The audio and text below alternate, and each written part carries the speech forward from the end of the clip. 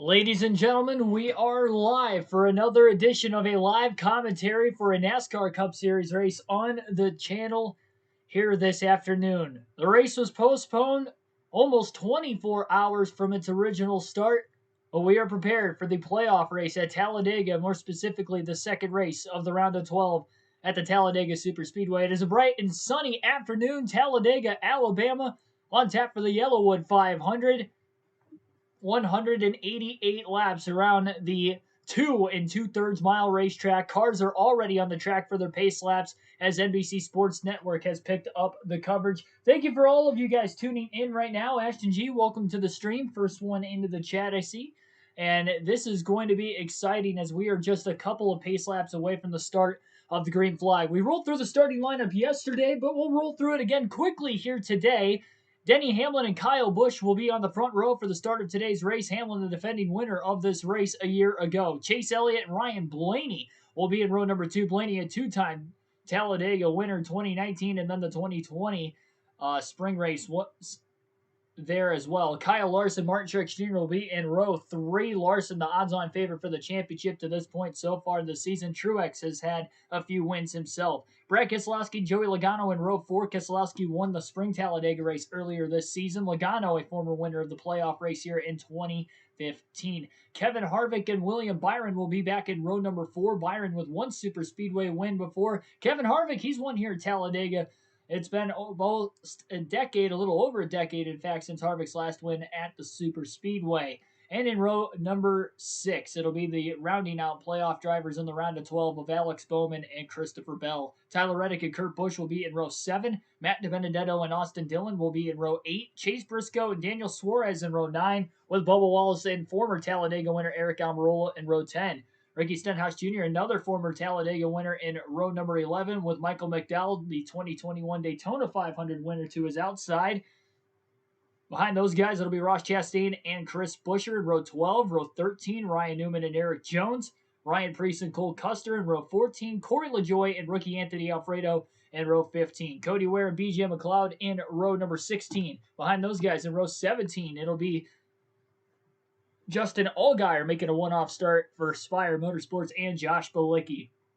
Starcom Racing's Quinn Houff and Rick Ware Racing's Joey Gase will line up in row 18. Row 19 will be Garrett Smithley and Justin Haley. Haley, a one-time winner in the Cup Series on a Super Speedway at that. Four-time winner in the Xfinity Series on Super Speedways. James Davidson and Landon Castle for Gaunt Brothers will round out the field in row number 20 for today's race. 60 laps in stage 1, 60 laps in stage 2. Final stage will make up for 68 laps for the 500 miles and 188 laps at the Talladega Superspeedway this afternoon. Cars making their way onto pit road to record pit road speeds and RPM on the tachometer. Fuel window, 43 to 45 laps. That is going to be important because each and every one of these drivers will have to make a stop at some point in each and every one of these 3 stages today. It shows cycling on your TV guide. Well, that's because the race wasn't originally scheduled for today, so whatever they had scheduled on NBC Sports Network today, that's what's going to show on your TV guide. But the NASCAR race is on NBC Sports Network. They just came on the air a couple minutes ago.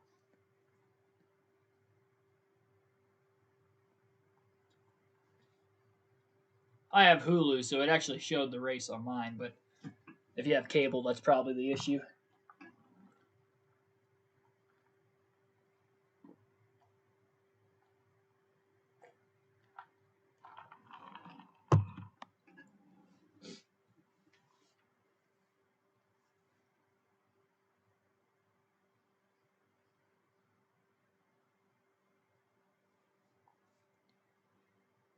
Team alliances, I'm sure, will take order in the very beginning. These drivers could be racing the rain later today as well. As I checked the weather a few hours ago, at least let me check again real quick while they're still on the pace laps. The lights are off on the pace car, so we're about a half a lap away from starting this race. And actually looks... Oh, that's at my house again. Hang on. Keep forgetting to change it. Yeah, that's what I thought. Okay, so at Talladega Superspeedway, there will be rain threatening in the area throughout the course of the race today. Starting at a 37% chance at about the top of the hour, 1 p.m. Central Standard Time. It'll jump up to about 40% by 5 o'clock later today, so it's going to be hit or miss. Could be racing to the halfway mark. Knowing that there are no lights on this racetrack, if we get rain past the halfway point in this race, it's going to be tough to dry the track out and get to the end of it. So this is going to be a lot of high tense anxiety for these playoff drivers and even really any driver searching for victory lane today.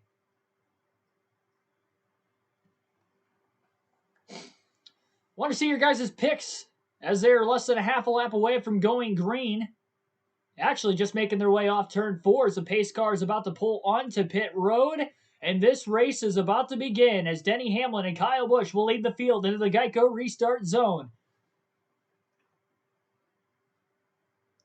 And as they jump through the gears to the start-finish line, the green flag is in the air. And after almost 24 hours of waiting, we're racing in the Cup Series at Talladega. Green flag in the Yellowwood 500. Denny Hamlin and Kyle Busch simultaneously side by side through the first turn as Chase Elliott pushes Kyle Busch, giving him the launch on the inside lane. And Busch will lead the field off of turn 2 with Elliott pulling up into second place ahead of Kyle Busch's teammate Denny Hamlin rather. Kyle Larson in line behind his teammate Chase Elliott, likely not to leave his back bumper as they fan out 2 and 3 wide already in the middle of the pack. Christopher Bell hung out to dry about 10 rows back on the high side with no help as most of the field is 2x2. He's got Cole Custer way back there outside the top 20 that will catch him in the draft, but it's too little too late for the 20 of Bell, who has already lost over 10 positions on the opening lap. And as they head through the tri-oval, the Penske cars have linked up on the high side of Brad Keselowski and Joey Logano. Bump drafting going on, giving Logano a gigantic run to the start-finish line. Kyle Busch will lead lap 1 by half a car length, but into turn 1, it'll be Joey Logano on the high side by a half a car length ahead of the 18 and still has his teammate in the 2 pushing him from behind.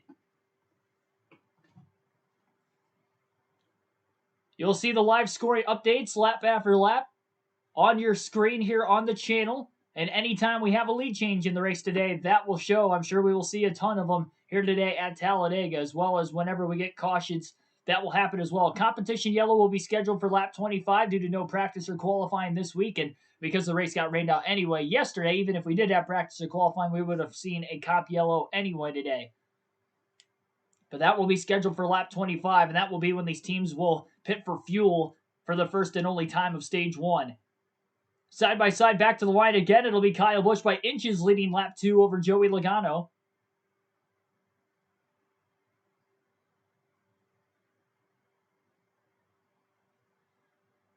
Two by two and more cars stacking into that third lane 3 wide, led by the 17 of Chris Buescher back around the 15th position just outside the top 10. Daytona 500 winner Michael McDowell behind him. Byron now jumps up to the outside in front of the 17 of Buescher as that third lane is gaining more cars. As they remain now 3 by 3 through the field, the inside lane is splitting up and has a lot less cars in it than what it did on the opening lap of the race.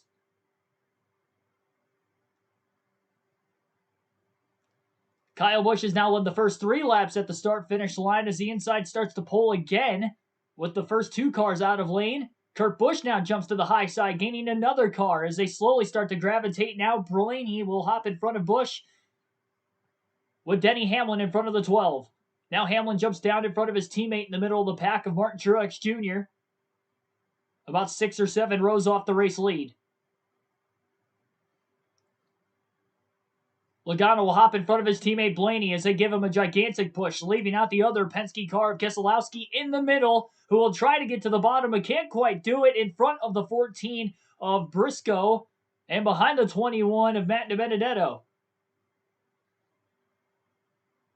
Now DiBenedetto pulls up in front of Logano, who jumps back down to the second line. The Penske duo has worked together along with the Wood Brothers affiliation car in the middle of them.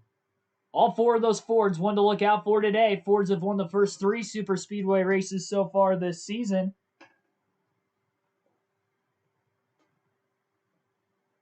Two of them won by Penske drivers, Talladega in the spring for Keselowski and the most recent Daytona race a month and a half ago for Ryan Blaney. It is Busch who has led the first 4 laps of the race so far. More cars on the inside than the outside, and they're not as much 3 wide as what they were about a lap and a half ago. But the outside is being led by a ton of Fords, because even behind the Penske cars, we now have Eric Almirola as Denny Hamlin gets shuffled out of line and maybe getting out of Dodge, knowing he is already locked into the next round of the playoffs with his win at Las Vegas. Not wanting to be super aggressive here, he will drop to the back of the pack. Tyler Burback, welcome to the stream. I see rain in the forecast today for Talladega. Maybe that's why they're extremely aggressive already. That is very true.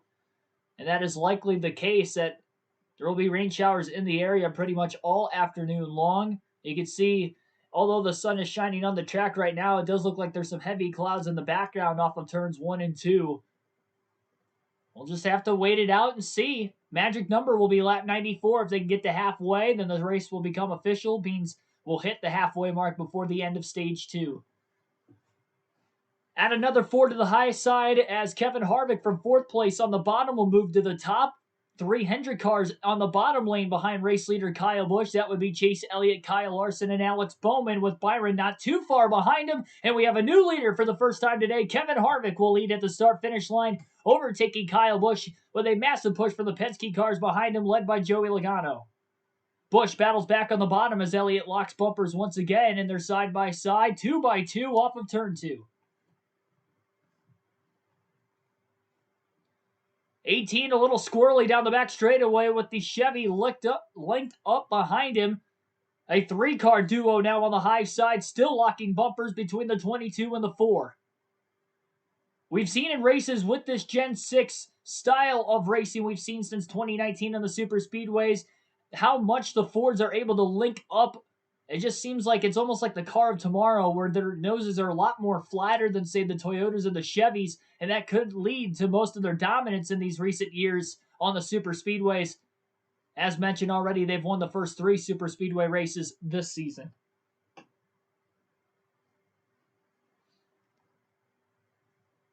Harvick leads that last time back to the line. The outside has more cars stacked up, and the first 4 cars are clear on the high side, but they have not gravitated up to the wall. More running that middle lane right now. That third lane up towards the top starting to get a little scattered again, as they don't have many cars, and whatever cars are up there are starting to fall to the back. And NBCSN will head to a commercial break at lap number 8. So we'll take a little break in the action. You will still see the live timing and scoring updates on the screen.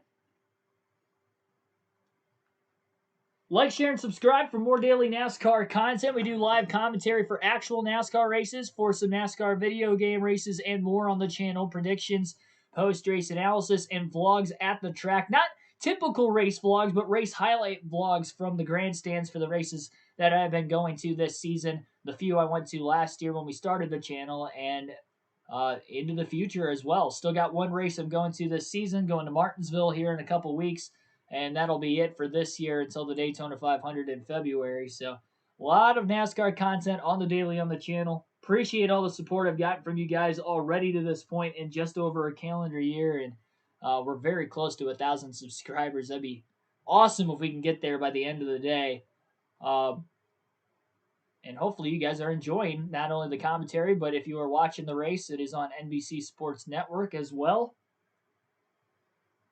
We'll see how this is going to work out. Tyler Burbeck, your prediction is Ryan Blaney to win the race. That was my prediction yesterday as well, but unbiased. I gave the stats, the statistics. In fact, if we go back, means we did not have a predictions video today because the race was originally scheduled for yesterday. We went live at 1:30 before the race was scheduled to start at 2 Eastern Standard Time, that is. That the must-haves I had predicted for the top 10 of your usual suspects would have been Denny Hamlin, Ryan Blaney, and William Byron. I think all 3 of those guys will get top 10s, and Blaney is my win pick. I think Hamlin can contend at the end of the race as well, as we've already seen him drop to the back, playing it safe early on, just trying to survive for the first half of the race before making the charge to the front, it appears. My sleeper drivers or underdog drivers to finish inside the top 10 today are Ricky Stenhouse Jr. and Ryan Preece, both the JTG Doherty cars, starting further back in the field due to the random draw qualifying order based off of the metrics, which factor in fastest lap from the week before, your overall owner standings, point standings, and your finish from the week prior. Those drivers did not perform too well last week at Vegas, which is why they were starting further back in the field. All the playoff drivers started in the top 12 positions. Saw Christopher Bell start to go to the back early. I'm sure him and Denny Hamlin are probably working together at the rear of the field as we come back from the commercial break now.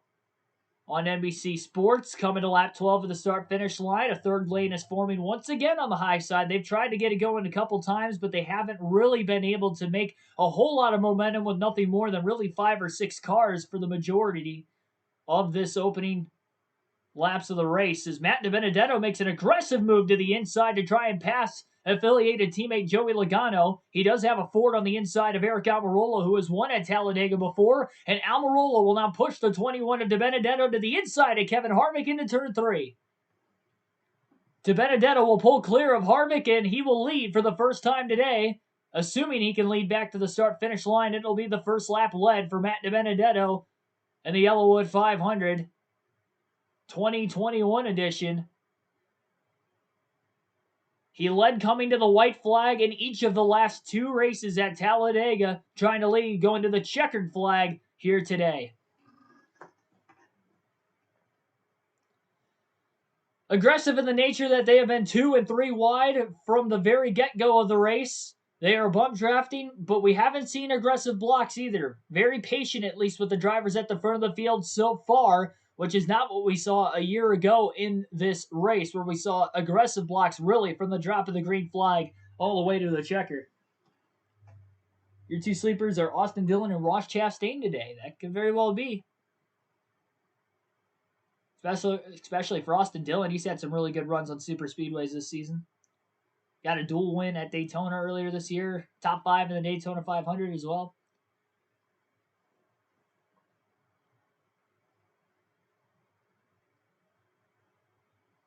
At the line, DiBenedetto will lead his second consecutive lap. Toyota stacking up on the outside of Martin Truex Jr., who needs stage points. He's in the playoffs with Bubba Wallace behind him. Wallace has been very strong on the super speedways this season. Perhaps the strongest race cars that 2311 team has brought to the track this season. Another car dropping to the bottom of the racetrack down the back straightaway, hopping out of line and giving up his position. I believe it was Austin Dillon in the 3, but I'm not entirely sure. Harvick fading in the middle as they are 3 wide for the race lead in turns 3 and 4. Truex up high, Harvick on the bottom, DiBenedetto now clear down low as they're 3x3 from second on back. DiBenedetto, the control car at the front of the field off turn 4.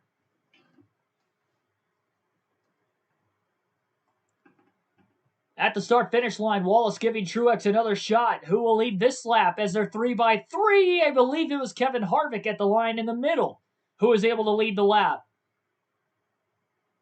3x3 for about the top 25 to 30 cars at the front of the field. Some drivers are laying back in the very beginning of the race, like driver Denny Hamlin. Haven't really seen Christopher Bell up here in a long while as well.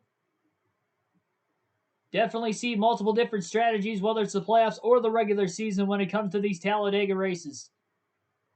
Martin Truex Jr. now the control car in the high side lane, not wanting to leave his Toyota-affiliated driver of Bubba Wallace left in the dust. He had a chance to pull low and pull to the middle, but he did not, keeping the synergy and the energy on the outside lane near the wall. Justin Haley for Colleague Racing is about the 6th car in line on the outside as well, and he's gravitated to the front after starting in the 34th position. Patrick Shadley, welcome to the stream. No problem for being late. Bubba Wallace crosses now the 19 over as he pulls to the middle lane with a huge run. And he's side by side for the race lead in front of the 4 of Harvick. That will stall the middle lane out simultaneously now with the bottom lane. And Kyle Larson will be the push car in the back of the 19. And Larson now will pull to the inside, and he wants to lead at Talladega. He goes underneath the 19 car. Big time side draft, and he will pull clear with ease off of turn 4. Kyle Larson to the point at Talladega. Even on a super speedway, he can find his car to the front of the field. That's how strong Larson has been this season. But at the line, I could not tell who led that lap. I think it was Larson, but I'm not sure. Truex side drafted him right back in the center of the tri-oval and came very close to leading the lap. Timing and scoring on our leaderboard says that Martin Truex Jr. led that lap. So Larson never officially ended up leading a lap that time. I thought it was Larson. That just goes to show how close it really was. And now Wallace will pull up in front of his teammate on the outside lane, which is still controlled by the top. Bottom lane is starting to stagnate out. Almirola and DiBenedetto are starting to drop towards the back. Of course, those two drivers not racing for points. Maybe they're going to start to play it safe, knowing how crazy it's getting at the front of the field. Very smart on their behalf. They're racing for a win today.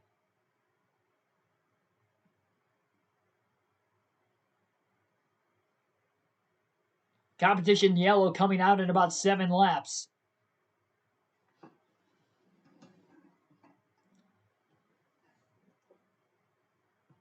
Top 10 currently in stage 1 runs Larson in the lead. Bubba Wallace second. Kevin Harvick third. Martin Truex Jr. fourth. Cole Custer rounds out the top 5 with Logano 6th. Kurt Busch 7th. Justin Haley 8th. Ryan Blaney 9th. And Chris Buescher the top 10. In the top 10 currently as we run, we only have 5 drivers in the playoffs that currently remain in the round of 12, that is. More cars starting to gravitate to the outside, leaving the inside lane with about 7 or 8 cars now, and NBC Sports will head to its second commercial break of the early going of the race. And hopefully you are enjoying the action-packed opening 18 laps of the Yellowwood 500 so far today on the channel. And thanks for everybody tuning in. Hit that like button if you haven't already. Currently 5 likes, 27 people watching. Helps the streams and the videos out a ton, getting recommended under other related NASCAR content. Of course, with the race originally supposed to be on the NBC main network, it got moved to NBC Sports today, unfortunately. I'm not sure exactly why that is. Usually you see it still ran on the main network the following day. Usually don't see it moved to the second tier network. So unfortunately, that's going to take a lot of the viewership out of this race that we were originally going to see, on top of the fact that it's ran on a Monday. So for those of you that maybe aren't able to tune in, this is your only way to watch. Welcome. And if you are syncing my commentary up with your race, watching it on television, appreciate that as always as well. Yeah, Justin Haley in the top 10 early on. Very good super speedway racer. I know the Xfinity Series package is completely different to the Cup Series package when it comes to the super speedways, but Justin Haley obviously knows how to get it done one way or another. Again, his only Cup win was at Daytona in the July race in 2019. I know that was rain shortened, but one way or another, he still got the win and remained in the race, survived the big crash that took out a lot of the field leading up to that race ending under the caution for lightning and then for the rain.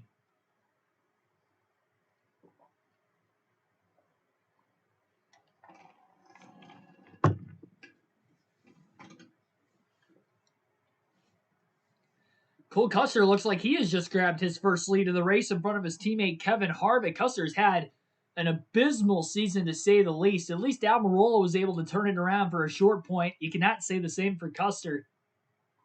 Got a win in his rookie season last year at Kentucky. Trying to at least end this season with a win. This is probably his last real chance to get it done this year. 4 laps away now from the competition caution. NBC just coming back from the break right now. All they're showing for the moment was Joey Logano sipping a Coca-Cola. Now they have the action back on the racetrack. And it looks like more cars have started to gravitate to the bottom near that double yellow line. Usually we see them gravitate towards the top at the front of the field. Currently led by Fords 1 through 5. Custer, Harvick, Logano, Blaney, Keselowski. Maybe starting to be a little patient, knowing that we are going to get a caution here in a couple laps for the competition yellow. Again, that will be at lap 25. Larson and Bubba Wallace now are the first 2 cars on the outside. They are trying to make up ground. Larson not side drafted too aggressively. Surprised his teammate Chase Elliott didn't move up in front of him. Outside starting to gain some ground, though. Wallace and Larson looking like they have fast cars early on. We've seen Larson lead a couple laps. Bubba Wallace challenged for the lead for a few laps, never actually led a lap at the line.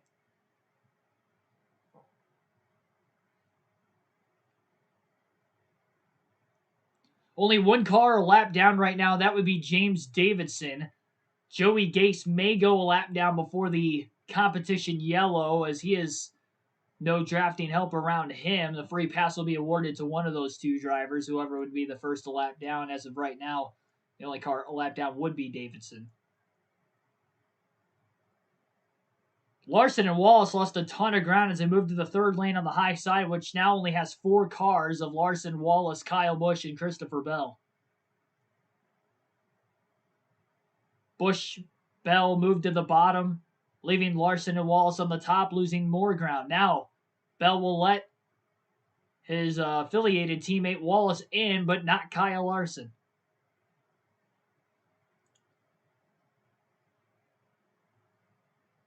Bohan, welcome to the stream. Hopefully I said your name correctly. Rooting for Kevin Harvick today. Currently second in the early going.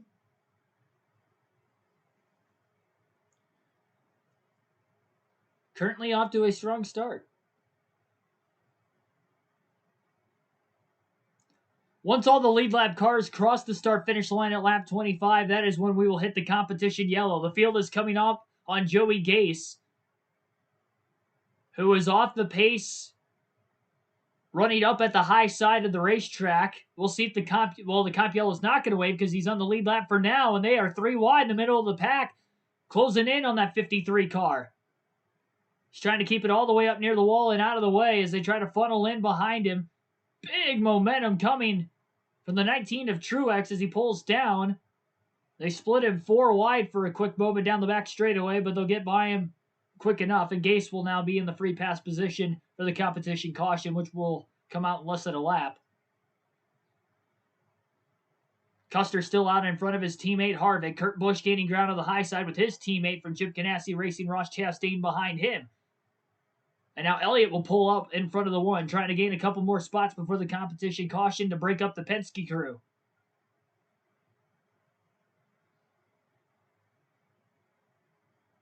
Harvick side drafting, Elliott side drafting Keselowski. The top 4 cars still on the bottom single file. Now Blaney Logano will move to the top. They're going to try to gain some ground. Harvick hung out to dry on the back straightaway, and now we get the caution. Comp yellow is out. Cole Custer in the lead. I believe Logano got the second right before the caution waved on the 4 of Harvick.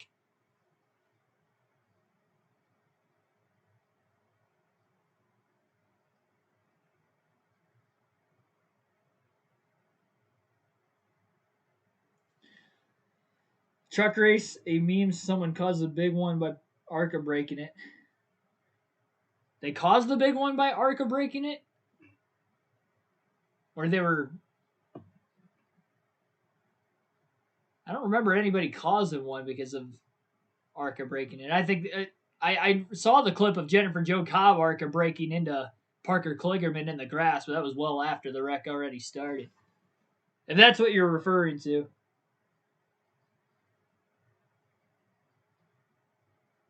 I didn't get to watch the truck race because I was at work. I saw 1 lap, and that was it. That's because when I turned it on my brake, they were under a red flag. By the time they got it all cleaned up, I only saw 1 lap, and I had to go back to work. That's how I spent my 20-minute 2:30 break at work on Saturday. I did watch the Xfinity race, so I got home by the end of stage 1. I only missed like the first 25 laps of the Xfinity race. Watching it on NASCAR Mobile without commentary is so much better than listening to NBC announcers. Makes me feel like I'm at the track as well. Do I have to pay to also listen to the spotters while I'm watching the race? There's I don't know what it's called. I have it. I like never use it because when I'm watching on TV, it's delayed. And that's why I don't really use it at home. But you can listen to all the scanners of all 40 drivers. I think you can use it for the Xfinity and the truck races too, if I'm not mistaken. It's only like $10 a month, which is worth it. It's just a problem when you're watching on TV because there's like a 30-second delay. So if you're, at a track like Talladega, it's over half a lap behind. So you're just here like, the record ahead of you, and you don't actually see it on your TV till after the fact. So it does kind of spoil it a little bit. So that's why I stopped using it. But I'm still paying for it. It just goes to show how lazy I am and the fact of forgetting to cancel it. I don't want to cancel it for when I actually do go to the track, though, because it's cheaper than renting a scanner at the track, especially as many races as I go to. Cole Custer will lead the entire field onto pit road. It looks like there's some drivers that are actually staying out. That's a little surprising. Not everybody's coming in, but majority of the field is coming in. It looks like fuel only for Joey Logano. Right side tires only, for Logano. Keselowski going to tack on right sides only, as well as Blaney and Kevin Harvick. No 4-tire stops from what I'm seeing so far. Mainly fuel and right sides only, with the pit times being at 7 to 8 seconds. And Kevin Harvick will win the race off of pit road with his teammate Custer behind him. Big gain for Martin Truex Jr. on pit road. He went no tires, gaining 8 positions. Logano loses 3 with his 2-tire stop. Kyle Busch with a 2-tire stop, gaining 6 positions. Denny Hamlin missed his pit box, had to roll back into his stall, and he'll lose some positions on pit road, though he was likely going to run at the back at least to the end of stage 1 like he did those first 25 laps. So NBC goes back to a commercial break again. The Most Loved Egg, welcome to the stream. Not sure how the race is going. I was watching Chase Elliott's onboard. Yeah, so far so good. It has been pretty wild to say the least. 2-3 wide racing from the drop of the green flag. They're currently under the competition caution that was scheduled for lap 25 for the race even yesterday. So that is where they are at right now. A lot of lead changes early on. Let me count on the screen here. We got 1, 2, 3, 4, 5, 6, 7, 8, 9, 10, 11 lead changes in the first 27 laps of the race. And we have had 9 different leaders: Anthony Alfredo, Matt DiBenedetto, Kevin Harvick, Cole Custer, Martin Truex Jr., Joey Logano, Kyle Busch, Kyle Larson, and Denny Hamlin have all led at least 1 lap, with Harvick and Custer leading the most laps at 7 apiece. MTB Dalton, welcome to the stream. Wait, how do you watch the race on NASCAR Mobile? Go to the net. They had Ashton did a good job explaining it down there in the chat.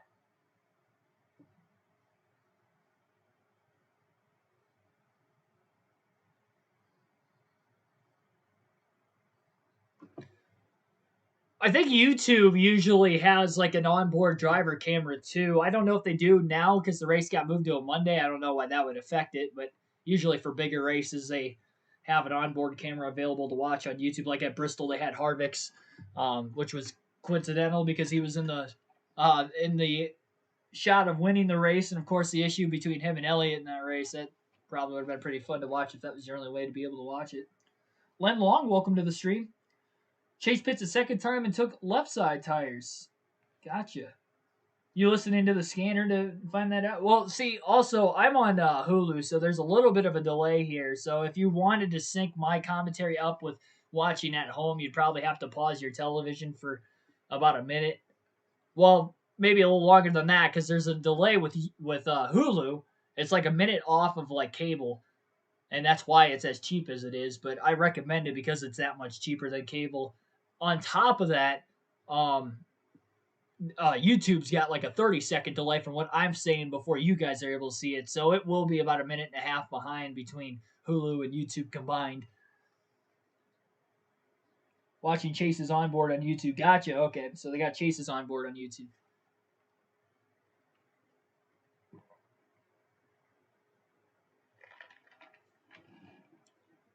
Well, thanks for the information. Appreciate it. It helps me out a ton, giving you guys more information. Almost an incident on pit road as they come back from the commercial break between the 51 and the 9 of Chase Elliott. Elliott exiting his pit box as the 51 was trying to come in. They did not make contact. And now a replay of Denny Hamlin blowing through his pit box, coming in way too hot, having to back up. Not sure if maybe the 12 was exiting his box as the 11 was coming in, and that caused him to go through his box. But either way, late into his braking zone there. And he'll have to restart back in the pack.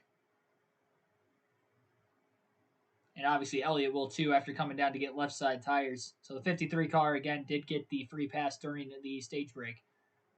during the competition caution.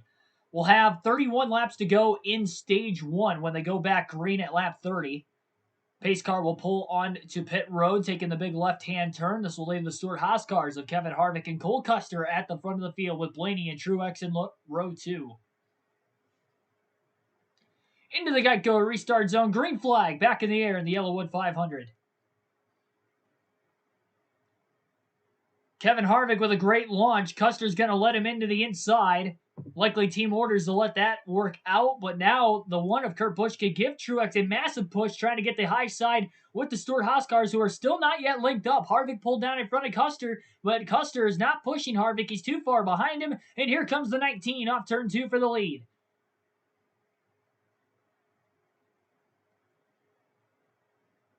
Easily, Kurt Busch is launching the 19 of Truex to the lead. More momentum in the middle of the pack for the 20 and the 48 as the back up to the 2. The 42 of Ross Chastain will pull in the middle with the 17 behind him. That will hang out Bowman, who will get picked up by his teammate Larson, but they're both going to lose quite a bit of ground. Takes almost a full lap with this package to get up to speed on these super speedways. Kurt Busch finds himself down to the double yellow lane in front of Harvick in the 4, and Kurt Busch will lead his first lap of the race at the line, with Truex charging hard with help from the 2. Keselowski tries to side draft the 1 car, pulling him back now, and Truex is clear in the middle of 1 and 2.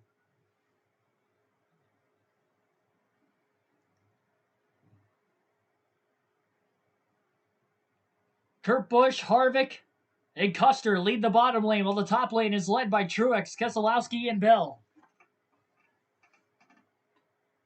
Car length and a half clear on the high side into 3, but now the 1 gets a massive shot again from Kevin Harvick. 3 wide, back in the pack from about 8th on back, as Elliott will make that 3rd lane work with a bunch of Hendrick cars up there. Elliott, Bowman, and Larson all linked up.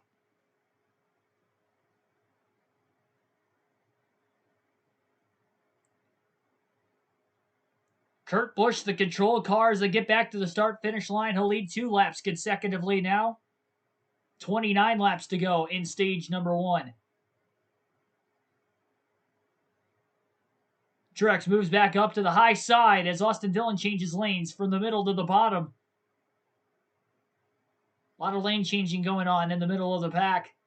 Single file cars lead at the front of the bottom for about the first 5, which would be Kurt Busch, Kevin Harvick, Cole Custer, Ryan Blaney, and Joey Logano. And then they are 3 wide from about 6th on back. 43 car, Eric Jones now gravitating into that front 6 on the bottom lane. Austin Dillon behind him after changing his lane. Maybe seeing that the bottom was starting to gain a little bit of headway, and he jumped on it quick. Corey LaJoie had a stellar run in the last Super Speedway race for the Cup Series at Daytona, led quite a few laps and was in contention to win 2nd coming to the white flag in that race. He is in the middle lane and now just outside the top 10. Drafting right in line behind the 11 of Hamlin, with his teammate of Justin Allgaier making the one-off start in the 77 and a 2nd Spire Motorsports entry right behind LaJoie. So those 2 working together early on.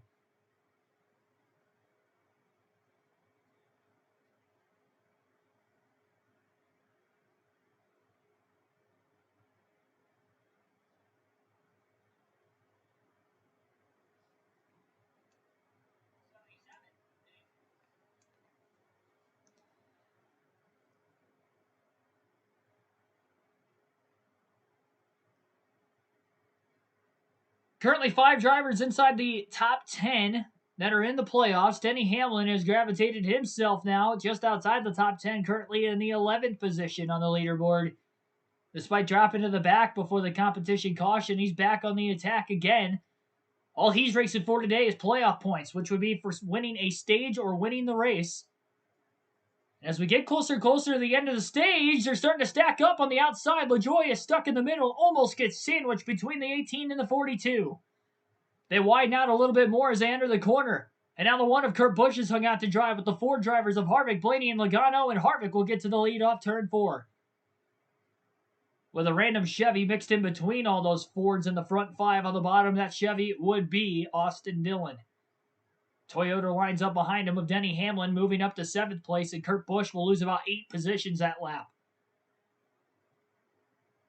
It's amazing how quickly you can move frontward and backwards at Daytona Talladega and seeing Kurt Busch lead one lap and then end up 8th at the start-finish line the next lap. Still leads the outside lane, but really got stalled out before somebody picked him up in the draft.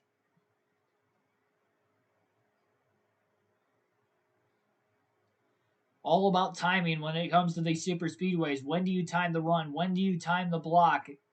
And as we get later and later into this race, especially when we get to the halfway point, knowing that rain will threaten throughout the course of this one all afternoon long, you don't know when the last lap is exactly going to strike, which will only add to the anticipation once we get closer to lap 94. Currently at lap 36 at the start-finish line, 25 laps to go in stage 1. Storehouse cars have looked pretty fast early on between Custer and Harvick, leading the most laps up to this point. Harvick has led the most, and he's the first driver to now lead double-digit lap total with 11 laps led to this point. And again, his teammate Custer has led 7 laps, which would be the second most. You'd have to go back to Kurt Busch, who just led 4 laps there, along with Kyle Busch, who led the first 4 laps. So 2 Storehouse cars are the only 2 that have led more than 5 laps in this race today out of the first 36. And Harvick will lead another one back to the start-finish line this time. Record number of lead changes in a NASCAR Cup Series race came right here at this racetrack back in 2010. 88 lead changes. Could we be on pace for a record like that here today? This is the last race with this current package before the debut of the next-gen car back in February when we go to the next Super Speedway points race at the Daytona International Speedway for the Daytona 500 on the NASCAR Cup Series side of things. Harvick, Blaney, Logano, Keselowski, Kurt Busch, the top 5 with Austin Dillon, Denny Hamlin, Cole Custer, Kurt Busch, and Martin Truex Jr. rounding out the top 10 in stage 1. NBC Sports Network going to go to a commercial break for a couple more laps.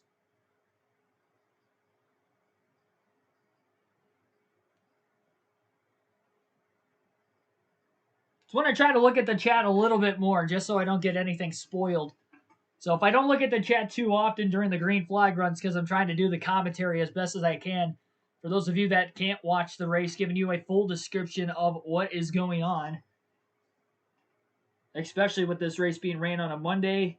A lot of you guys probably at school or work, maybe just getting home from school or work. And with the race again being pushed to the NBC Sports Network now, I guess it works out a little more perfect for my sake for the channel. The race not being on the NBC network, but we were going to run it anyway this weekend. Tried to yesterday. We waited out about, 2.5 hours or so for a rain delay on the channel live, and unfortunately never was able to get the race going. 34 people watching right now. Let's see if we can break a stream record today. Our record is 64. That was at the Dirt Bristol race earlier this season for a live commentary there. That race was also ran on a Monday, coincidentally. I'm starting to notice a trend with these live commentary races, that it seems like the Monday races, for whatever reason, we get more people tuning in. Appreciate it as always. Why can't they leave NASCAR side by side? That's just the TV deal. And all these sponsors, I would have to assume the sponsors that are paying the networks the money to advertise their advertisements are saying, no, we don't want side by side. And those are the ones that they don't show side by side versus the ones that do show side by side later in the race. They usually do go side by side in the final stage. Very rarely anymore you find commercials in the final stage that aren't side by side. So that's the good thing, is that the most important part of the race, they're at least showing as much coverage as they can. And I can at least do the live commentary when it's side by side, but when it's not, I can't do any commentary at all. All we can look at is our leaderboard, as it looks like Brad Keselowski has just cycled in the lead for his first time today. So his teammate Logano leading a couple laps. DiBenedetto led a couple laps earlier as well. And now Brad Keselowski's out at the front with Chris Buescher in second, and Mr. Super Speedway ace Denny Hamlin is up to third already. After starting on the pole and then dropping to the back, he never actually no, he did lead 2 laps, I guess. Honestly, don't remember it, but he led 2 laps, and now he's on the inside of Keselowski for the lead. Michael McDowell is about to go a lap down. I'm not sure what happened. He must have had to pit right before they went green or something and had no drafting help. NBC did not actually mention anything about it. And they are 4 wide in the tri-oval, trying to split McDowell, the 34, who's on the high side near the wall, trying to stay out of the way. He'll try to link up to the back of this pack at least. He will be the first driver 1 lap down. So if he can just survive to the end of stage 1, he will get the free pass, assuming nobody else has lost the draft at the back of the pack. 1 second interval time separates 1st through 19th on the speedway. With Keselowski in the lead into turn 3. Denny Hamlin in 2nd place now. On the inside. Keselowski on the high side. Had a chance to pull low. He'll stay with his Fords on the top. Fords lead the front 6 cars on the outside lane. 1 Toyota with a mix of Chevrolets on the inside.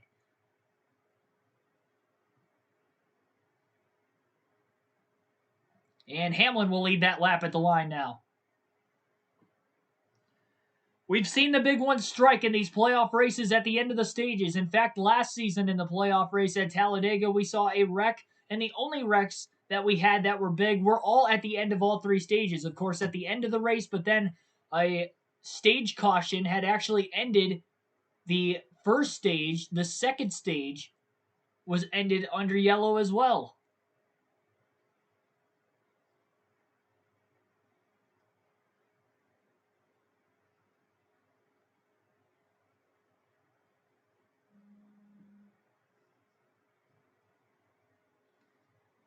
Yeah, hit the like button indeed.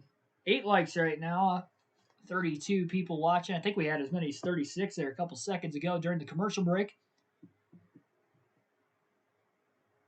Stage points are very important. Currently, the points as they run show Joey Logano, last car above the cutoff line on Kevin Harvick, as Harvick has lost quite a few positions despite leading a few laps ago, and he is now battling for the 9th spot on the racetrack side by side, about 4 or 5 rows off the lead. 3rd lane starting to stack up again now, led by William Byron, and Ryan Blaney pulls up in front of the 24 car as well. Blaney trying to get to the front. He's the only Penske car or Penske affiliated car who has not led yet today, although he has been in the top 10 most of the day. Blaney, my pick to win the race, 9-1 odds, so I will be taking home some money if he goes to victory lane today. I would be very happy about that. On top of the fact he's my favorite driver. He has not won a race in any of the live commentary races that we have done on the channel.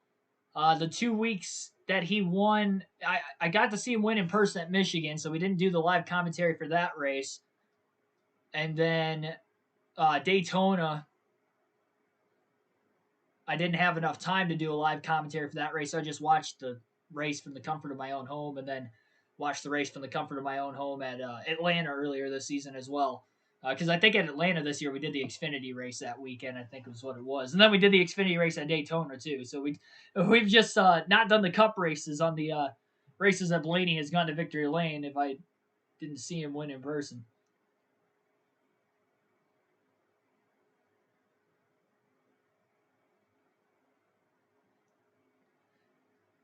Kind of strange that the top 3 are running the middle lane. Not moving up or down, but they are slowly kind of breaking away from the pack.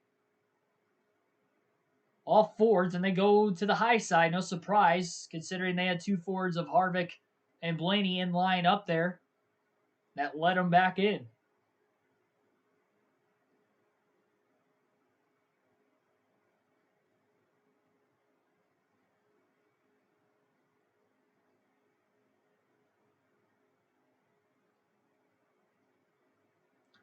$15 to go in stage 1 this time by as Keselowski still leads off of turn 4 on the high side lane. Hamlin trying to charge on the middle lane now. Middle to bottom groove. The RCR boys of Austin Dillon and Tyler Reddick are on the bottom near the double yellow line, but they're running right around 10th, maybe a little bit outside the top 10.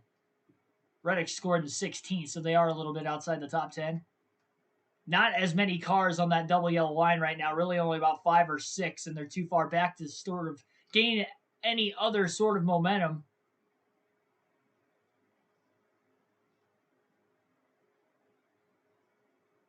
Yeah, exactly, too. As Tyler Burbeck mentioned in the chat, that Logano's flip was on the last lap of stage 1 earlier this season as well. Drivers just get aggressive going for those stage points, and especially when you look at the playoff races where, for those playoff drivers, the stages mean even more than what they would, say, at Talladega, which was the 10th race in their spring date earlier this season. No cars in the middle all of a sudden into the tri-oval. Still about 5 or 6 cars on the bottom lane and then a few cars scattered back behind him. Everybody has gravitated towards the top side of the racetrack, running single file. They will not have to pit again to the end of the stage.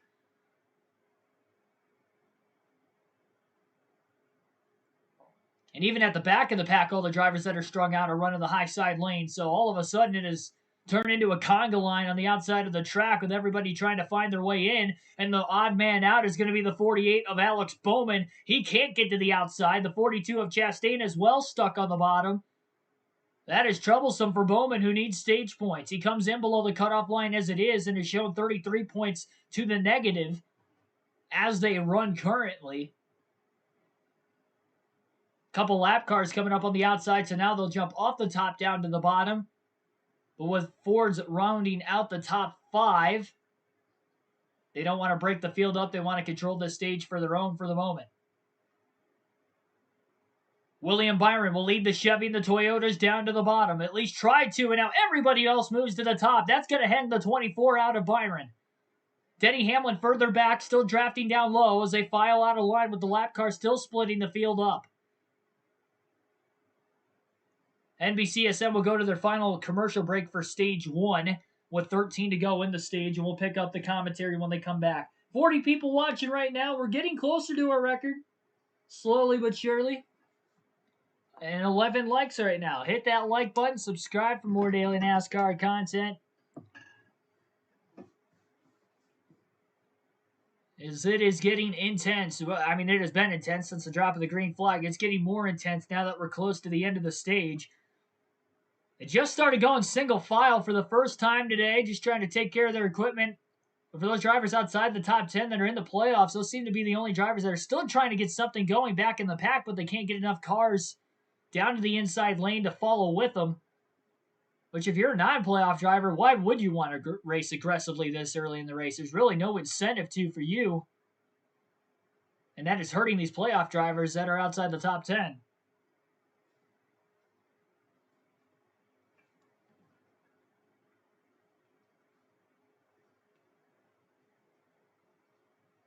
$44 people now watching this stream. We're 20 off from the record. And we're only in stage 1. I think we can get there today. I think we can set a new stream record.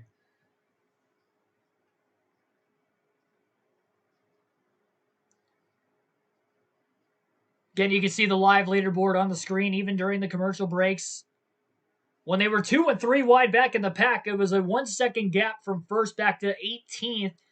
But now that they're all single file towards the top side, which I'd have to assume is still the case because now it is 1 second separating the top 10 cars versus the top 18 or 19. As far as drivers looking to get stage points that I said to look out for today's race, Ryan Blaney, the only one of those 3 inside the top 10 for the time being. None of the sleeper picks of none of the sleeper picks of Preece and Stenhouse are in the top 10 yet. They've been kind of hanging out mid to back of the pack for most of the day. I haven't seen the 47 challenge for the lead yet, or the 37 for that matter. They're taking it easy. They're not in the playoffs. They're just trying to survive to the end and try to get a win. And for Stenhouse's case, he has not won in a few seasons. Preece has never won in the Cup Series.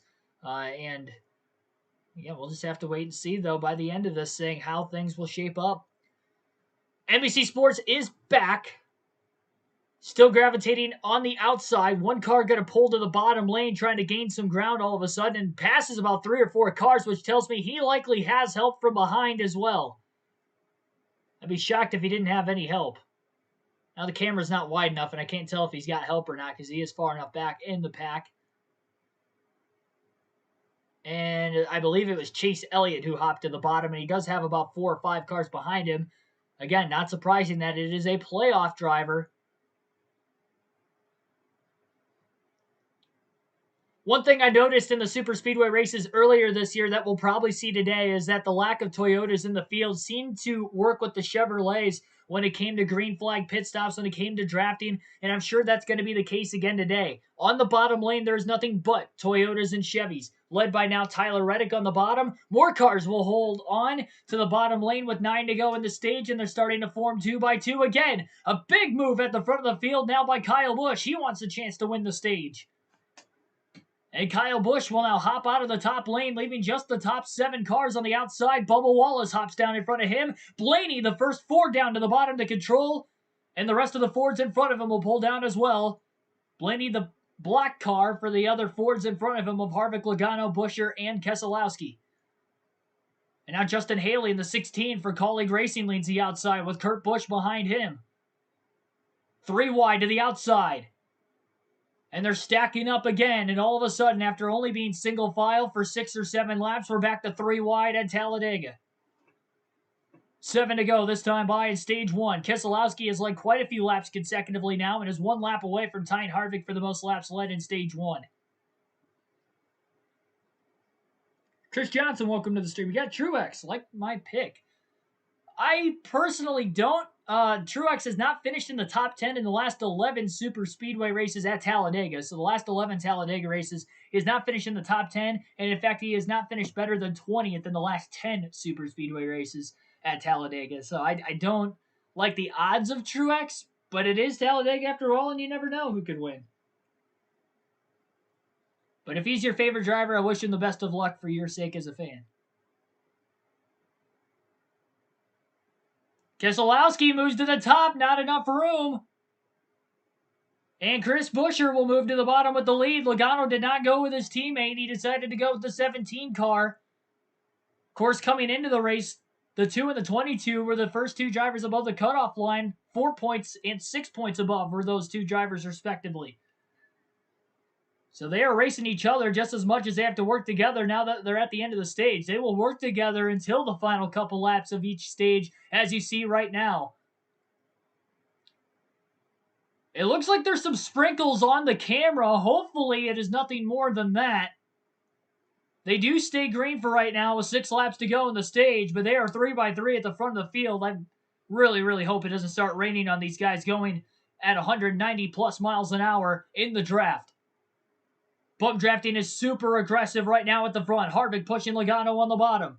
On the top, it is Chris Buescher and Brad Keselowski pushing each other. Reddick now pulls to the outside lane. He will push the 2. 22 and the 17 side by side for the lead off turn 4 as they come to 5 laps to go in stage 1.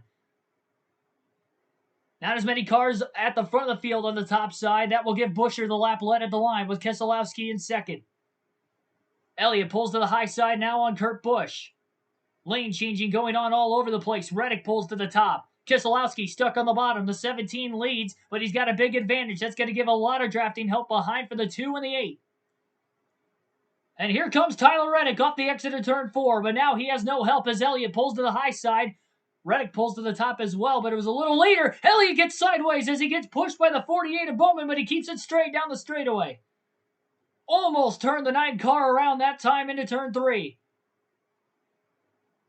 Oh boy, this is getting interesting. Keselowski shuffled out of line as the 2 pushed him into the back. Sorry, the 22 pushed him into the back of the 17. Brad hopped out of line, around goes the 77. Allgaier's around, Larson's around, into the wall, the 14 of Briscoe. In the tri-oval, the 37 of Priest is down into the grass. A 4-car crash in the center of the tri-oval at Talladega with 4 laps to go in stage 1.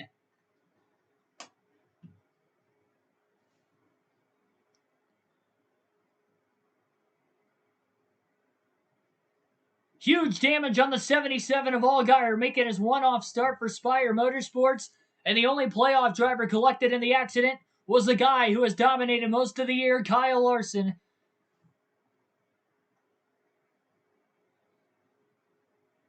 Heavy damage on the left side of Larson's car as he got pinned between the 77 and the wall, and maybe some contact from behind from the 14 of Briscoe as well.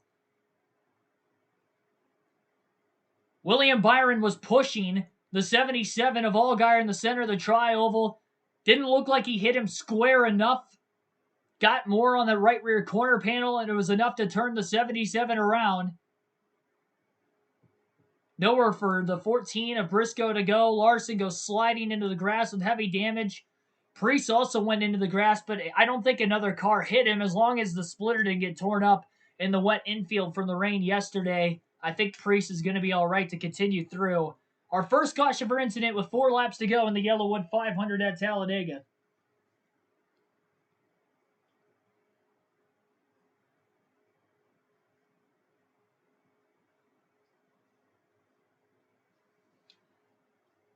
So this will end the stage under the caution. Joey Logano was in the lead at the time of the yellow. There shouldn't be a lot of cleanup, but with only 4 laps to go in the stage, it's going to be tough. We are 30 laps, about 35 laps shy, roughly, from being halfway and this race being official with rain in the area.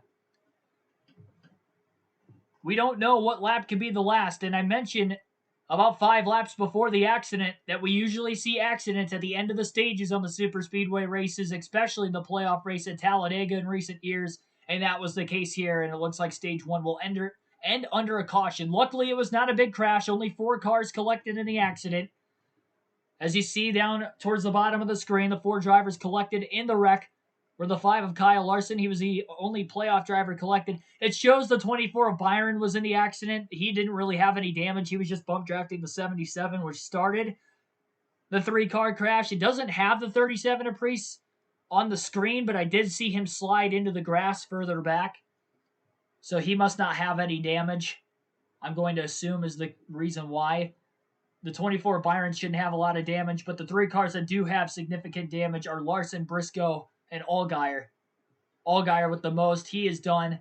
Larson was able to drive his car back to the pit lane. He will be significantly off the pace, so he's got heavy damage to the left side of his car. That will be a big aero deficiency.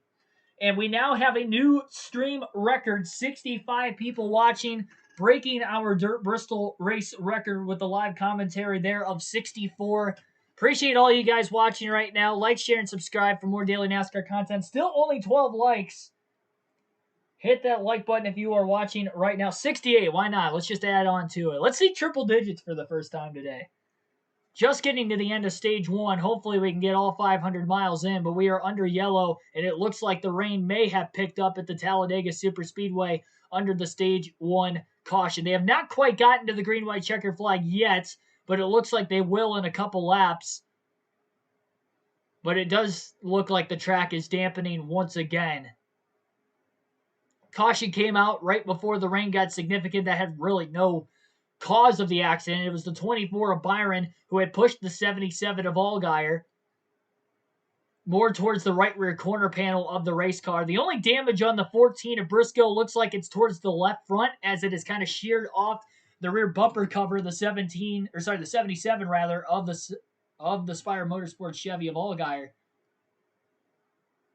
And it does look like Priest had plowed into the grass pretty good, but I don't think it was bad enough. It doesn't look like it is raining on the back straightaway. Maybe it's just the aerial shot that keeps showing the raindrops on the camera lens. It could be in the atmosphere and not actually hitting the ground, which if that's the case, they'll stay green, but when we get back to green, that is. You just got to hope that the rain stays away for another 35 laps to at least get this race official. Rain will be threatening at Talladega the rest of the week from Tuesday into Wednesday as well, so they need to get this race in as soon as they can. Stevie J IRL, welcome to the stream. Hype, indeed. A wild race so far. So postponed again until tomorrow. Well, it's still early enough in the day. It looked like on the camera lens it was starting to rain. The cars are still on the track. It's just kind of hard to tell because NBC's commentators haven't really actually stated that there's raindrops right now. Even though you could obviously kind of see drops on the lens from time to time, so I don't really know how much it is actually raining and if it's significant enough for NASCAR to throw the yellow. Really heavy damage on the left front fender of Kyle Larson. It is caved in underneath the tire well, right alongside the left side driver's door, but not quite exactly where the driver's at on the door where it's indented. It is more indented towards the left front tire itself. But they are still under the caution, and the stage will end this time by to the start-finish line. They're at lap 60 as we speak. So they're on the final lap of stage 1. Joey Logano is not ruled the leader anymore. Timing and scoring has updated, and Chris Buescher is the leader. Coincidentally, Chris Buescher won a stage in the last year's playoff race at Talladega, not being a playoff driver. That will be the case again here today. Coincidentally as well, it ended under caution just like this one. So Chris Buescher will win stage 1. Joey Logano will be second. Brad Keselowski third in the stage. Kevin Harvick fourth. Tyler Reddick fifth. Ryan Blaney 6th, Chase Elliott 7th, Ross Chastain 8th, Kurt Busch 9th, and Alex Bowman will round out the top 10 in Stage 1. 7 playoff drivers in the top 10. The only non-playoff drivers in the top 10 would have been Kurt Busch, Ross Chastain, Tyler Reddick, and actually Chris Buescher. So 6 playoff drivers in the top 10, on that one.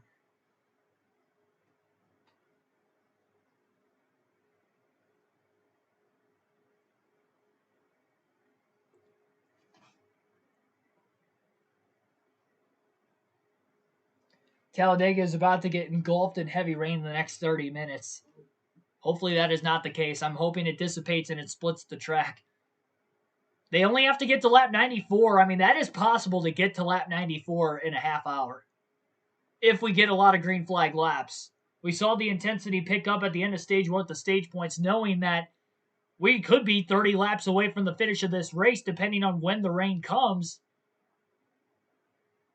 That's just going to drive the intensity up a notch. And the more cautions we get, it will slow the race pace down, and maybe we won't even get to halfway.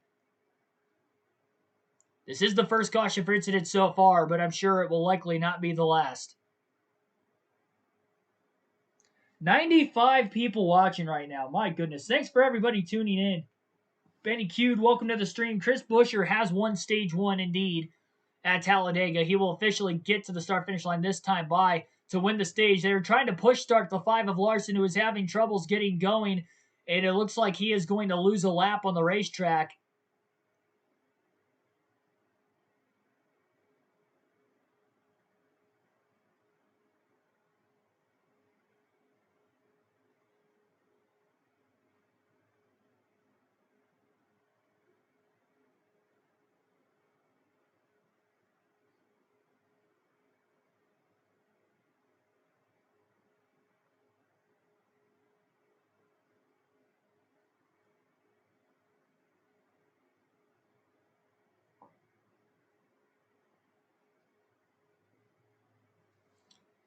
Third career stage win for Chris Buescher, first of the season. Sorry, second of the season. I forgot he won a stage back at Homestead this year. Yeah, Buescher won another stage. Second of the season, third of his career. His first was at Talladega in the fall last season. Aaron Skeen, welcome to the stream. Playoff picture. As soon as NBC pulls up the playoff order once again, I will give you guys an update. I was trying to give you guys updates as they were running towards the end of the stage as much as I could. Once the caution came out, they haven't showed the points yet. So unless they show the actual live points, I can't physically show you guys the points. Or at least tell you guys the point scenarios. Buescher from the great state of Texas. Yes, he is. Prosper, Texas, I believe.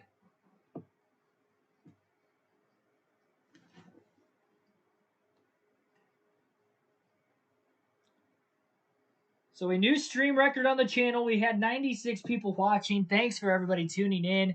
Obliterating the Dirt Bristol stream record of 64 people watching during the live commentary of that race. We have just concluded stage 1 at Talladega under caution for the first time for incident today, not including the competition caution. Kyle Larson, Chase Briscoe, and the 77 of Justin Allgaier were collected.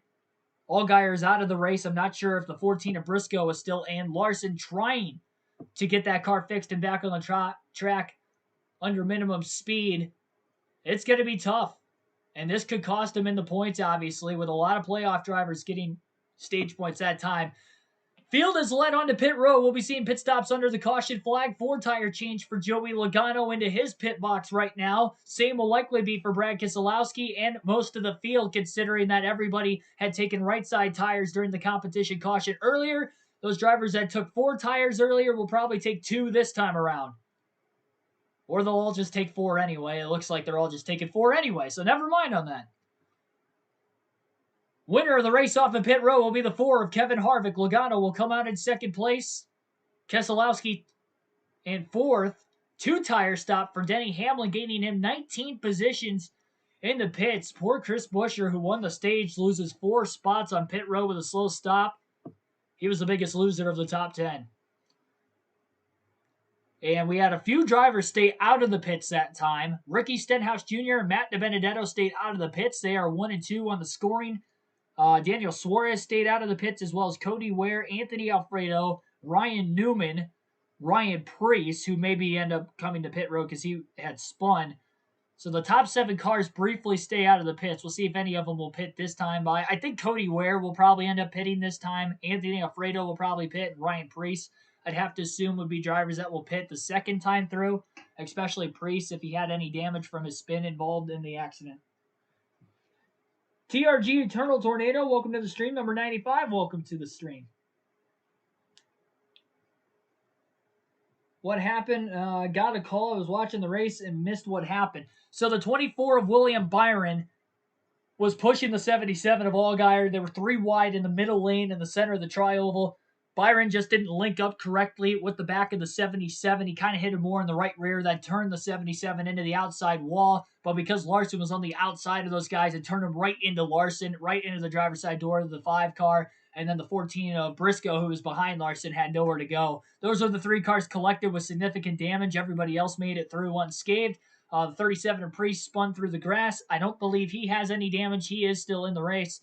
And as far as Larson goes, he has lost a lap on pit road. I'm not sure if he is actually on the track, if they got the car back out there under minimum speed for the damage clock policy. We'll just have to wait till NBC comes back from the commercial break for me to get confirmation of that. Yeah, Elliott lost a lot of spots there. Kenneth Terry, welcome to the stream. Sound like a real professional announcer, like listening. Great job on the radio. Great job. Thank you. I appreciate it. That is the goal, to one day get into the broadcast booth for a NASCAR race down the line. I'm only 22 years of age, so I got a long road ahead of me for sure, a long journey, and this was kind of the starting this YouTube channel a little over a year ago at the start of the 2020 season. We didn't do any live commentary for the races last year. I didn't start doing that till this season. It was mainly NASCAR video game live streams, but now I'm dabbling with this. This is the 11th Cup race we've done this year. We've done a handful of truck and Xfinity races. I try to do one race out of the weekend for races unless I'm at the racetrack for the race weekend, that I don't do for obvious reasons. But any race I don't go to, we usually try to get it. There's a couple races a year I try to just watch from the comfort of my own house or go to my grandparents like the good old days. So there are some weekends I don't do it. I actually am only planning on doing one more race this year, and it will be the Xfinity Series Championship race at Phoenix. That will be the last live commentary live stream, but we'll have a lot of NASCAR 21 Ignition stuff with the full race live streams, realistic commentary there as well. So again, like, share, and subscribe for more content. 117 people watching. I greatly appreciate it. I've never had this many people watch a stream before. We have obliterated our record that was 64 before. And I greatly appreciate that you guys are enjoying this as well. Currently 24 likes. It really does mean a lot. Let's count how many lead changes we've had today. Let's see. 1, 2, 3, 4, 5, 6, 7, 8, 9, 10, 11, 12, 13, 14, 15, 16, 17, 18, 19, 20, 21, 22, 23. My goodness. 23 lead changes in the first 63 laps of the race. With 2, 3, 4, 5, 6, 7, 8, 9, 13 different leaders. 13 different leaders, 23 lead changes in the first 63 laps. They will be going green, I believe, this time by as they're lining up double file. Lights are out on the pace car, so they will go green this time by. At Talladega, lap 64, 30 laps shy of the halfway mark, trying to beat the rain at the Talladega Superspeedway. Billy Ellis, Victor Sanchez, Terrell Lansky, welcome to the stream. I bet on Logano and Brad, both 9-1. Yeah, I bet on Logano or on Blaney. I always bet on the guys I predict to win the race throughout the course of the week.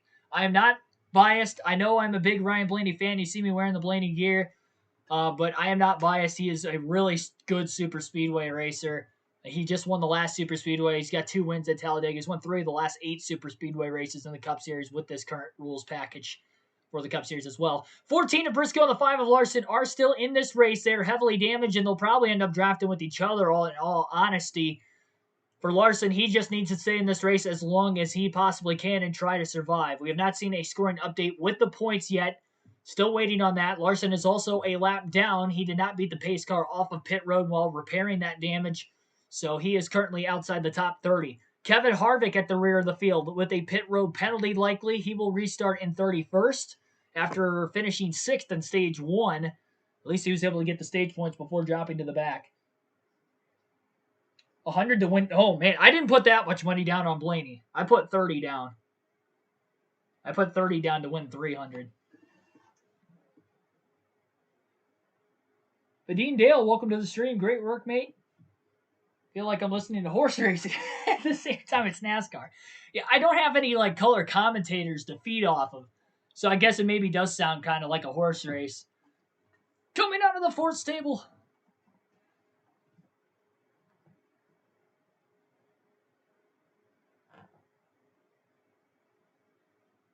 Ryan Newman's at the front of the field. The Rocket Man wins the Kentucky Derby.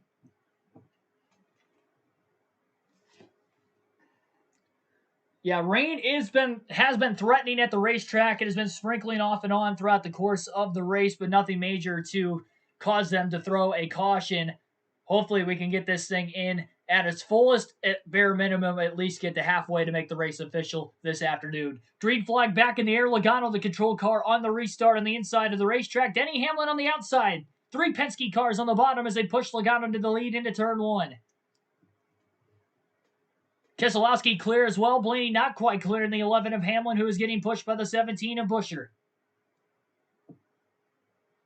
Reddick trying to push the 12. The 1 of Kurt Busch jumping to the high side, 3 wide with 0 drafting help, and he loses a ton of ground. And all 3 Penske cars lead the bottom. Reddick now pulls to the outside of Blaney into turn 3. Still making their way up to full speed, taking nearly a full lap to get up to speed at Talladega with this current rules package. Really any rules package at this track since they introduced restrictor plates back in the late 80s. Takes a while to get these cars up to speed, and as they get up to speed back to the start-finish line, Reddick will pull alongside Logano, and Reddick will lead his first lap of the race as they run through the speedy dry. Kyle Busch has lost a lot of ground all of a sudden, losing a ton of drafting help as he drops to the back. Perhaps maybe played it safe for the beginning of the second stage. Can't blame him there either. We've seen that strategy work. We've seen it not work. It's give or take, really.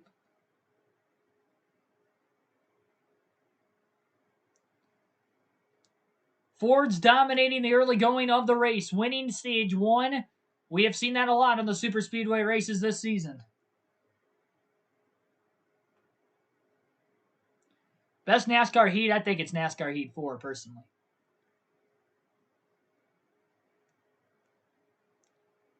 Reddick getting another massive push in the tri-oval from Denny Hamlin. Reddick leads another lap at the line on the 22, but he still can't quite pull clear. Wants to pull to the bottom, thought about it. Instead stays to the high side. Logano was able to side draft the 8 of Reddick, who pulled down just enough. And Larson is in the wall again. Larson has blown a right front tire, shedding debris. That will likely bring out another caution, and that may put an end to the day for Kyle Larson. There's debris in turn 1. They stay green for now.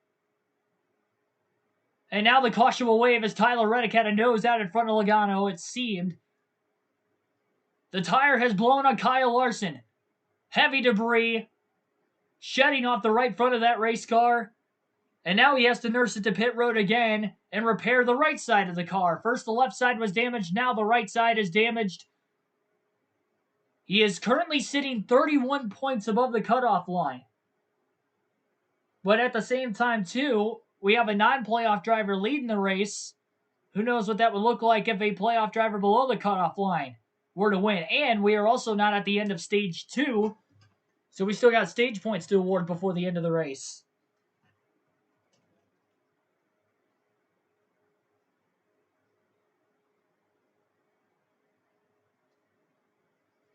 Kyle Larson has blown a right front tire and has compacted the outside wall into turn 1, shedding debris all over the racetrack in that area, and that will slow the race down some more. I'm going to check the radar at Talladega right now just to turn the chat off just for a quick second to check the radar at Dega.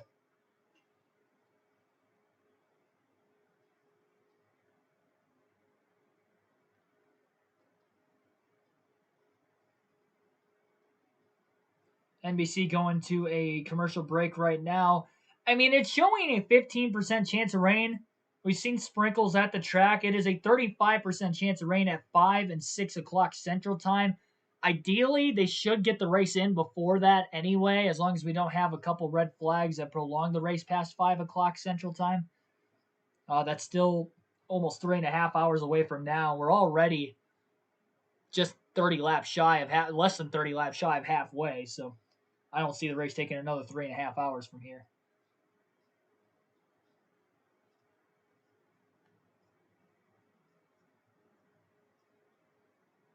Severe thunderstorms southeast of the racetrack. 150 people watching. You guys are blowing my mind. Thanks for everybody tuning in. I was looking at the radar there for a quick second. It does look like there's storms. Let me actually pull the radar up and show you guys what I'm looking at. This is according to the Weather Channel.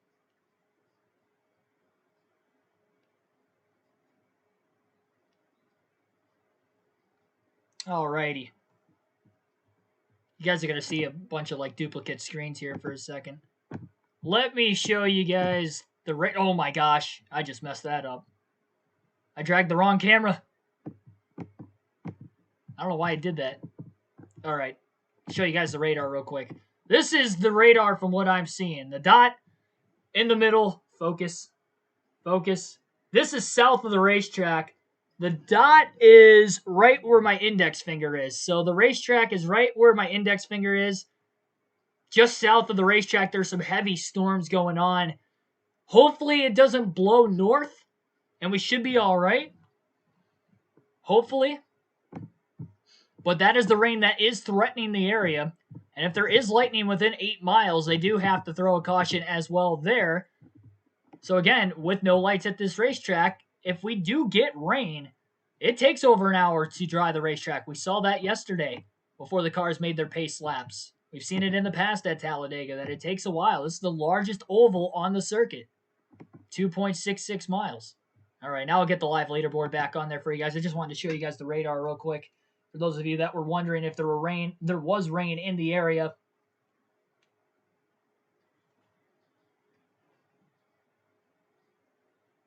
Sim Racer GT, welcome to the stream. Thanks for doing this, man. Yeah, hey, we do it a lot on the channel. Still got one more race this year. We'll be doing live commentary. It will be the Xfinity Series race. Now, the issue with Kyle Larson, he passed the first damaged vehicle policy during the first accident he was involved in. Bringing out a separate accident means he needs a separate damaged vehicle clock policy. He's currently at just over 2.5 minutes as they heavily try to repair the right front of that race car. Larson was one of the don't-haves. I told you guys to not put your fantasy lineups for the start of today's race and the pre-race that we had done yesterday on the channel, that he has not had great success. Only 2 career top 10s and 13 career starts at Talladega, and it looks like another race where he will finish outside the top 10 and perhaps fail to get to the end. It has been 7 races at the Speedway as well since he has gotten his last top 10 at Talladega. 2 minutes to go on the damage clock policy. They're trying to latch the hood together, but they are missing a fender on the right front. It's going to be difficult. They got parts and pieces all over the pit box. They're going to have to clean up to get out of the way before Larson can pull off the pit lane. And this is an intense watch while Larson is on pit road. Currently 16 points above the cutoff line is Larson. With the Charlotte Roval looming next week in just 6 days. Yeah, I think if Larson sheds debris again, they probably do have to black flag him. I agree with you on that one, Tyler. At some point, you're going to just start to interfere with the overall race itself. But hopefully, for his sake, he can get that fixed. That car just... I mean, let's be honest. That car does not look safe to run at Talladega if he gets involved in another accident. Now, he's going to be off the pace and likely not going to be able to keep up with the lead draft anyway. I'd be shocked if he did. So, in that case, I guess it's all right because, I mean, if he meets minimum speed, which we saw how slow the Rick Ware car is going to lap down before the competition yellow is. So, as long as he runs at least as fast as them, maybe he'll have somebody to at least draft with. Yeah, we have obliterated the stream record. 158 people watching at one point in time. Our previous record was 64. TRG Eternal Tornado, welcome to the stream. Or Weatherman. And as is on my channel, rain might be able to shift north because of the low front. It looks like the storms are moving northeast, so the race might stay dry. Gotcha. Yeah, I didn't actually I didn't want to like actually play the radar, and the only reason is because I'm linked up to my Wi-Fi right now, and the Wi-Fi is running the stream. So the more Wi-Fi I use, maybe the more blurry the stream is going to be, and you guys need full picture to be able to see that live leaderboard on the channel. RJ Gaming, welcome to the stream. Hello, you're new. Well, welcome with open arms.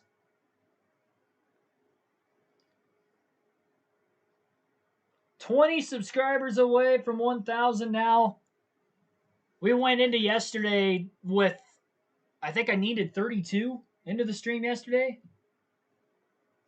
Poco Poor Poco, welcome to the stream. And welcome as well, you're new. Great to see all new faces in the chat down below. Appreciate you guys in the chat, and even if you're not in the chat and you're listening while at work, at school, or wherever you're at, appreciate you tuning in. Of course, you may not be able to watch the race with it being a Monday afternoon. Currently at lap 70, 118 laps to go as we're towards the beginning of stage 2. Chris Buescher, non-playoff driver, had won the opening stage of the race. 23 lead changes still up to this point. It's a shame for Larson, too, because it looked like he had a fast car. He led a few laps already in the race, and now he's only 16 points above the cutoff line as we run, and we're not even at the end of stage 2 yet, and he is already one lap down. Being involved in the accident, he would not get the free pass that time by. The beneficiary was the 66 car getting the free pass. Kyle Larson, as I scroll down on my screen here just to see where he's at in the running order, is currently 39, 3 laps down. So Larson is 3 laps down in 39. That is where he runs in this race.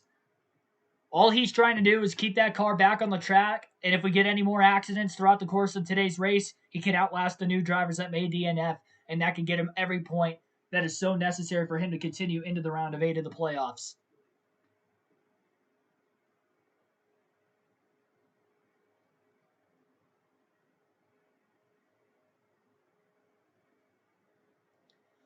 Got some more drivers hitting pit road this time by.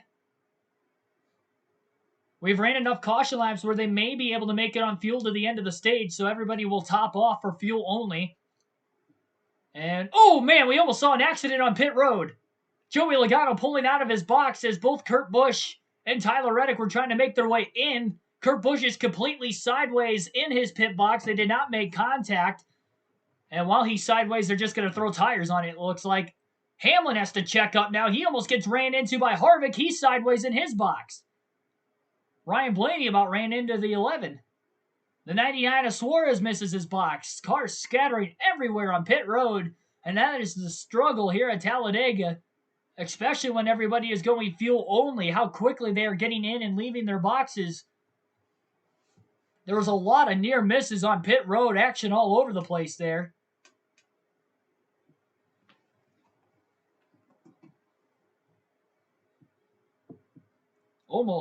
Hamlin almost got into Blaney. That's the second time today that they've almost made contact on pit road.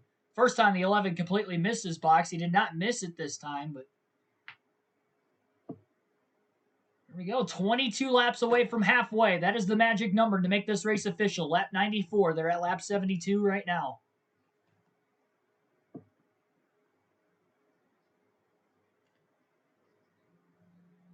Michael Sean Barrett, welcome to the stream. The race is at Talladega, as you see on the screen.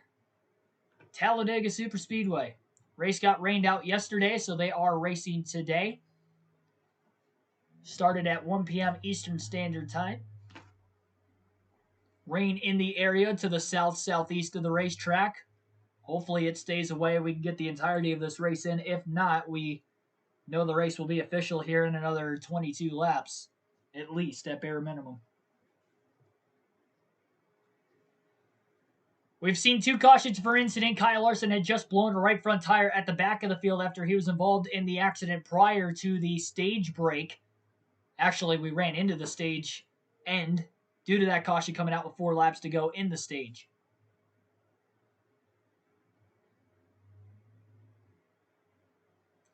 Drivers involved in the accident. Allgaier is out of the race. He's the only driver currently out of the race. Larson is 3 laps down after his 2 accidents, and Chase Briscoe is 1 lap down on the racetrack with damage involved in the accident. Those were the only 3 drivers that had picked up some damage from that first caution for incident of the day.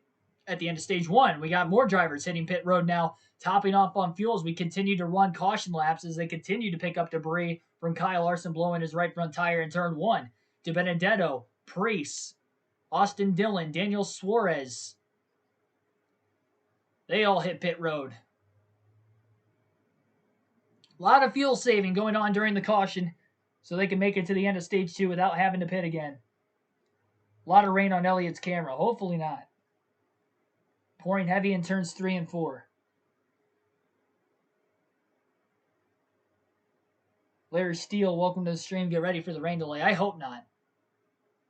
It's hard to tell on NBC's camera if it's raining or not. I mean, we've seen some sprinkles throughout the course of the day. This has been a lengthy caution. I would have thought they would have brought it out for debris, so maybe they're just trying to wait to see if it's a quick pop-up shower. Hopefully we don't lose the racetrack.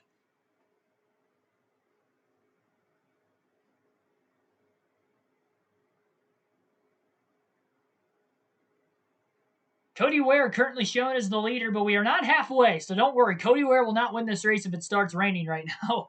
We are not halfway to make this race official. Justin Frederick, welcome to the stream.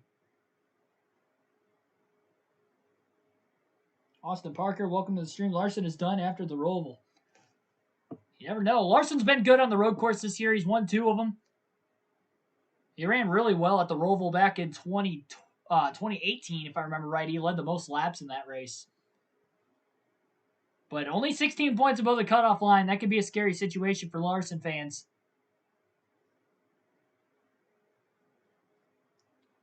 Frankie Monzo, number 9, welcome to the stream. Why don't they just be intelligent and put lights up on the track already? That's up to the track. It's not up to NASCAR. It's up to Talladega Superspeedway and to put money into the facility. They have made some updates with the infield and the garage access right before COVID. So they did pour a lot of money recently into the racetrack. And because of COVID and not being able to get fans at the track, it's just tougher. And this race being ran on a Monday, it's harder to get butts in the seats these last couple of years at Talladega for those reasons. And, you know, if they were to add lights at the racetrack, you know, at bare minimum, I'd guarantee it'd be a couple more years yet. And, it is definitely downpouring. One of the corners looks completely damp.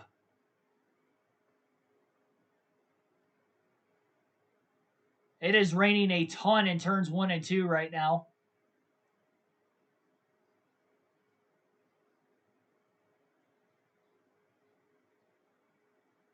So it is raining in turns 1 and 2, but it is completely dry on the rest of the racetrack. NASCAR will send the jet dryers out into the first 2 turns. I'm not sure if they're going to bring the cars onto pit road this time or not. Still 20 laps shy of halfway. This race is not official.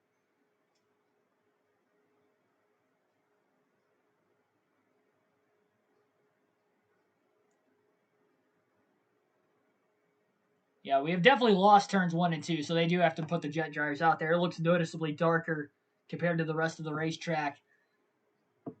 We are very close to halfway. Cody Ware did not pit during those cautions. He was the only driver that did not pit.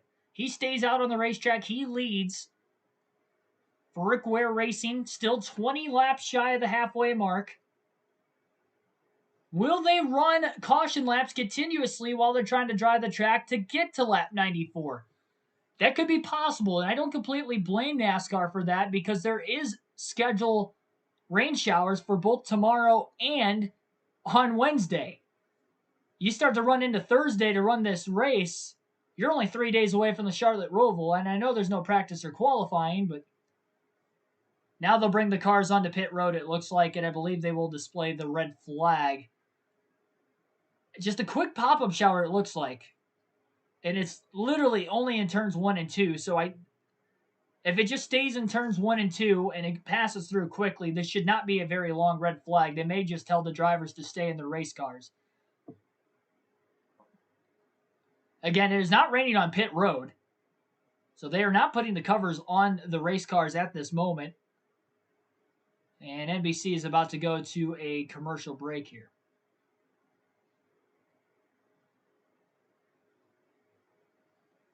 Chase Henderson, welcome to the stream.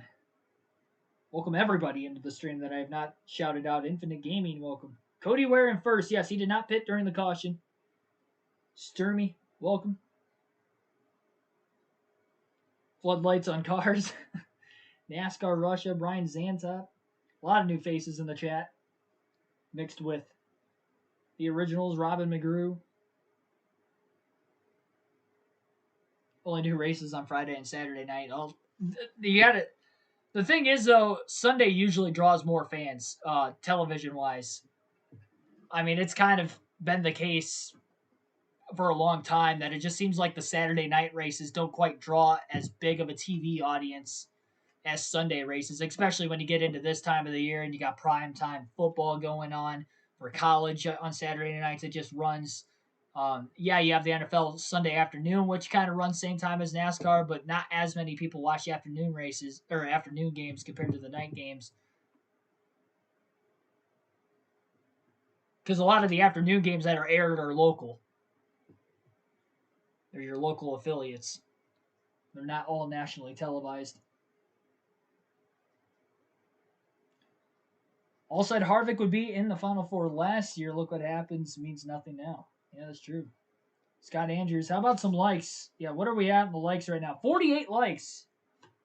I don't know what the stream record is for the most likes by the end of a stream, but we got to be pretty close to it. I think we've been in the 60s before. Yeah, hit that like button. Subscribe if you haven't already. We are extremely close to 1,000 subscribers on the channel. 995 according to my YouTube studio. We are just 5 subscribers away from 1,000. If you have not subbed, I would greatly appreciate it. That would be an awesome feat to hit today. Dale Boyce 2012. Radar loop appears. Forecast is clearing. Yeah, there's heavy storms south of the racetrack. There was a small pop-up shower, and I mean small, because it was literally only raining in turns 1 and 2. Again, this is a 2 2/3 mile racetrack, so we have seen in the past on super speedways it could be raining on one side of the track, not raining on the other side. I mean, you look at last night, for instance. Last night, when it rained that final time, it was really only raining on the front stretch, and it didn't really rain on the rest of the racetrack.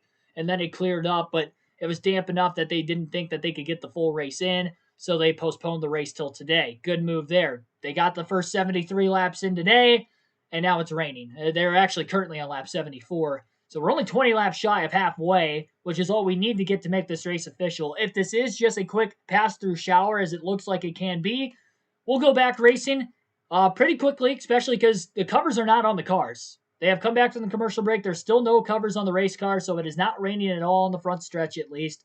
It didn't look like it was raining on the back straightaway. It looked like it was only raining in turns 1 and 2. Drivers are out of their cars for right now. It looks like some drivers are. So, I mean, this tells me this shouldn't be a very long red flag. No umbrellas I'm seeing. Everybody is umbrella-free on pit road. Hopefully, we...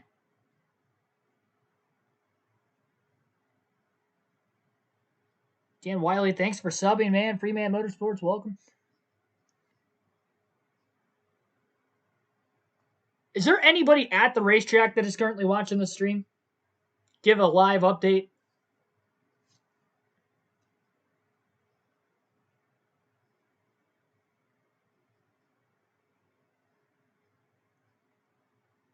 Brian Zantel watching while at work, man. Appreciate it.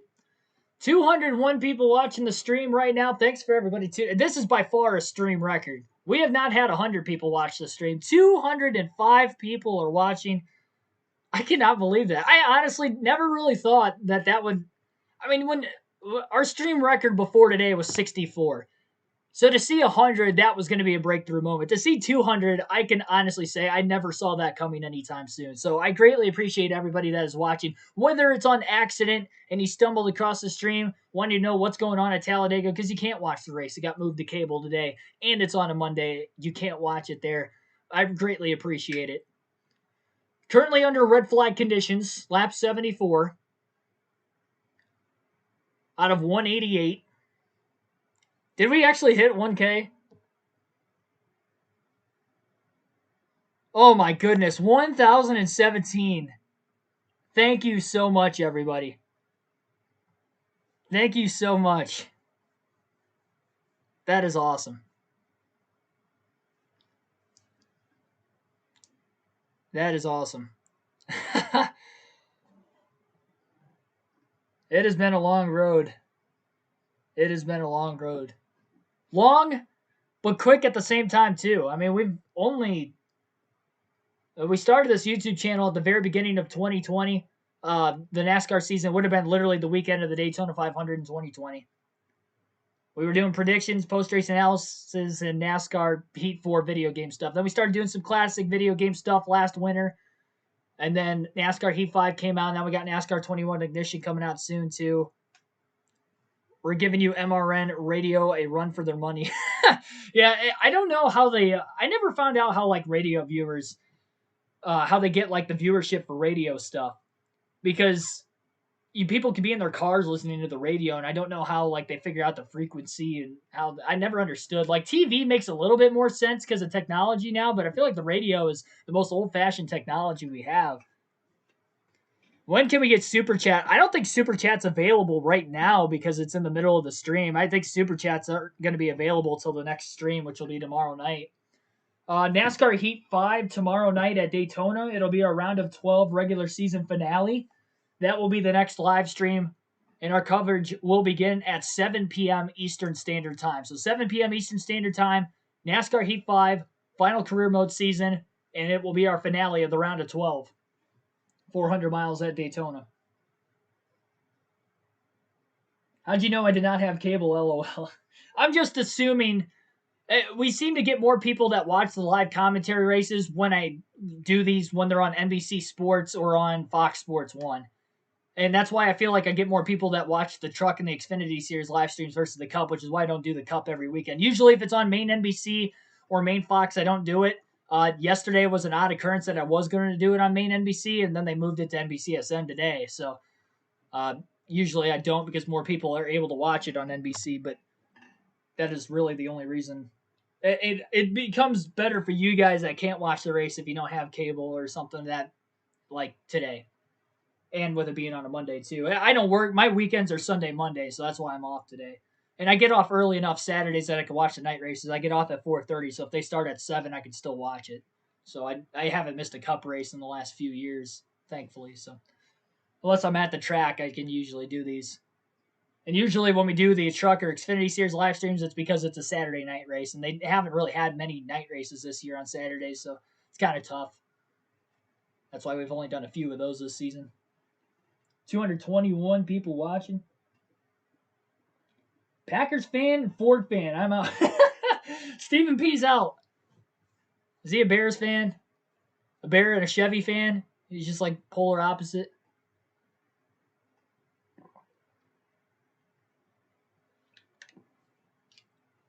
Yeah, go Pack, go. Are you staying live until we get official announcement? Yes. And you guys will get to hear driver interviews. I'm sorry. They just interviewed Joey Logano and Ryan Blaney. I'm really sorry. Usually I give you guys the driver interviews. Any future interviews, you guys will get to listen in. Sorry for that. I was talking. We hit 1,000 subscribers, and I was lost in the moment, and I missed the Blaney and Logano interview. But, yeah, driver interviews, if there's ever a red flag like yesterday for the rain delay and stuff, too, I'll let you guys listen into the driver interviews.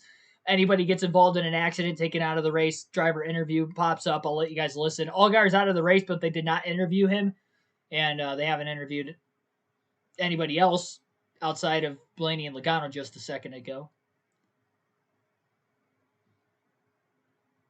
Yeah, that's crazy. 11 wins between the three Penske drivers at Talladega in their careers. Blaney with 2, Logano with 3, Keselowski with 6. That's insane. That's got to be far more than any other team. What is the meaning of a red flag, please? Red flag means the race is stopped. It is raining. They don't race in the rain on ovals. Way too dangerous, especially at Talladega. Well, usually it may be easier on a flatter track, but then we saw with New Hampshire this year that's not the case. So it's just way too slick for these drivers. They don't have rain tires that are built for ovals. So if it is raining, they go to a red flag. Or if there's a big accident or a dangerous accident, they'll throw a red flag if it's going to take a lengthy cleanup so it doesn't eat away caution laps under the limited amount of laps that we run that are scheduled for a race. So it's pretty much the short-term meaning of when you would see a red flag in NASCAR, or really motorsports in general.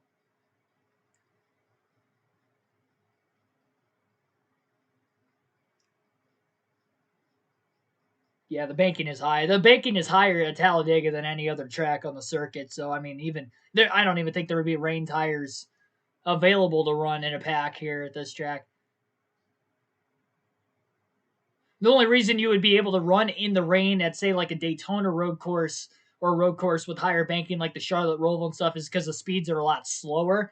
They're not as fast, so you're not going to lose control as easily. Because you're coming out of like an infield section before you pull up onto the oval in the middle of a corner. So you're probably just climbing barely over 100 in the rain versus these guys they would not be going 190 plus miles an hour in the rain at Talladega like they are today, but they would still be going easily 150, 160, and you would just start hydroplane. It just wouldn't be possible. It just wouldn't be possible. 230 viewers. My goodness. My goodness. How bad of a hit to the points for Kyle Larson? Yes, Larson, last time they showed before the red flag, is 16 points above the cutoff line. He is currently in 39th, 3 laps down, but he is in the race still. He passed both damaged vehicle clock policies that he had for being involved in that first 3-car accident. Then he blew a right front tire, bringing out the most recent yellow. Then when we were on the yellows, when we got the rain in turns 1 and 2. But it only rained in 1 and 2, so it shouldn't be that long of a red flag. Hopefully it stopped over there. They do have the jet dryers out, so I'd assume it is dry. No covers are on the race cars. It shouldn't be a very long red flag. Half hour at the very most from when it started, I'd have to assume. So only 2 cautions for incident today. Then the comp yellow was the only other caution. 2 a.m. here. Yeah, I'm probably heading to bed now. Thanks for staying. Diego, welcome. Thanks for tuning in. I understand completely on that one. I am not a night person, so it hits 11 o'clock unless I'm watching a cup race on a Saturday night or something, or I'm at the track. That's the only time I'm up past 11. That's why I don't like streaming very late, too. If I get home late from work on a work night, then I'm good. Drivers are getting back into the race cars right now, so that's a sign that the track is dry. And we may be getting back going here very soon, even less than a half hour. Drivers climbing back into the cars, getting their helmets on, getting strapped up. Blaney and Harvick probably talking strategy. They've worked well together as the Fords as a whole have been very fast in the early going of this race today. 24 lead changes so far in the first 73 laps. Record is 88 lead changes, not only at Talladega, but in a NASCAR race in general.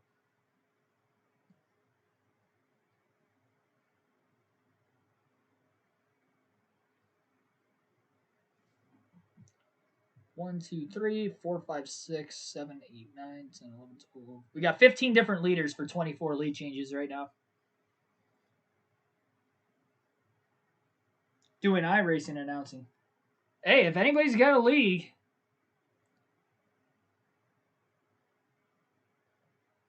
I don't have iRacing personally, so you guys would have to give me the details on how I could actually watch like a league race or something. But yeah, I'm definitely looking to expand into 2022. It's just been kind of hard with COVID. I want to get a job at a local racetrack, and I plan on taking some online classes this winter, to be quite honest, because I don't have any college credentials to get into broadcasting. There's no specific like classes you can take in college because I almost went to Bowling Green State University when I graduated high school a couple years ago, and the closest thing they had in most colleges have is a journalism degree. But journalism doesn't necessarily get you into a commentating booth because you can only take so much skill from that. That's more like interviewing and stuff like that that will help with your journalism career. But as far as like actually commentating, I mean, simply doing it and just trying to get into it is basically where you have to start. So that's why I wanted to start the YouTube channel when I did last year. And now we are in the up over 1,000 subscribers. We have literally almost gained about 70, 80 subscribers, and well, really from yesterday doing the pre-race until today. So I couldn't do it without you guys. I mean, watching the stream. In all honesty, I could only do so much, and YouTube can recommend my videos as much. It's you guys taking the time out of your day to listen and watch any of the streams we've had on the channel, like this one here. We racing soon. Yes, drivers are getting strapped up. Drivers are getting strapped up in their cars. Helmets are on, tightening up those buckles. We will be going green very, very shortly, or at least back under the caution flag shortly. So currently in stage 2, we have 46 laps to go when they cross the start-finish line once they come off the pit lane, due to the start-finish line being about 1,000 feet further up the front stretch compared to what it normally is.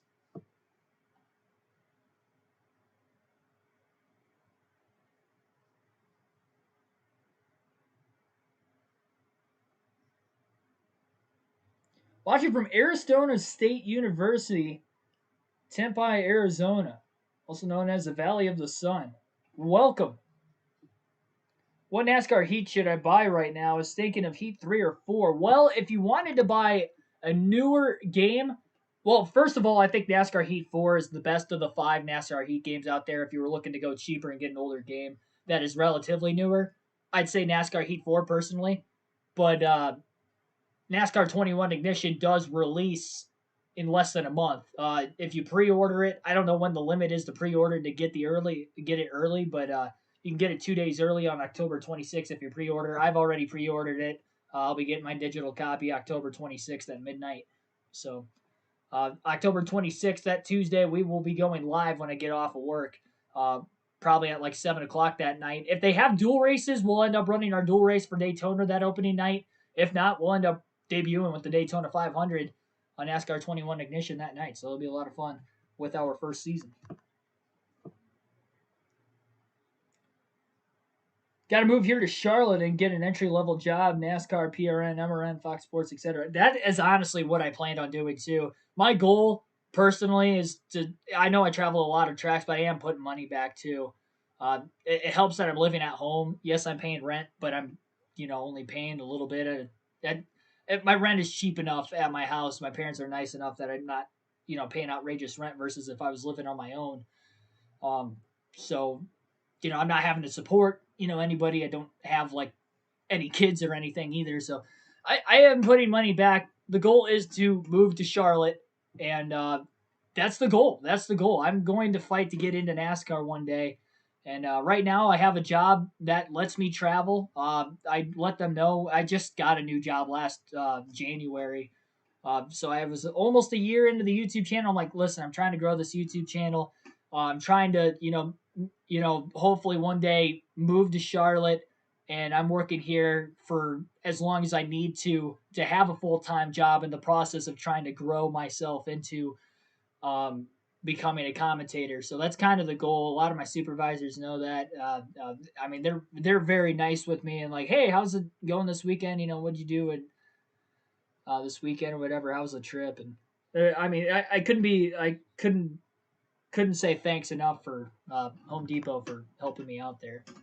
I work at a distribution warehouse, so they have complied with my schedule that I can work, during the week, and I get nearly 40 hours in that I can travel to these racetracks. It's like, all right, I get my 40 hours in before Saturday. I leave Saturday, and I'm back at work on Tuesday working 410s again. So, it works out. It works itself out, and appreciate them as well, as just as much as you guys. Yeah, window nets are going back up. They are under a commercial break right now. Watching from Victoria, BC. Love sprint cars and NASCAR. Yeah, I grew up going to dirt racing locally in Northwest Ohio, is where I'm from. I literally have 4 dirt tracks at the World of Outlaw race in within 2 hours. Eldora, I live within 2 hours of. Fremont Speedway is my localist dirt track. The World of Outlaws don't go there every year. It's usually like every 3 or 4 years they go there. A little bit of a there we go. I don't know why OBS disconnected on me.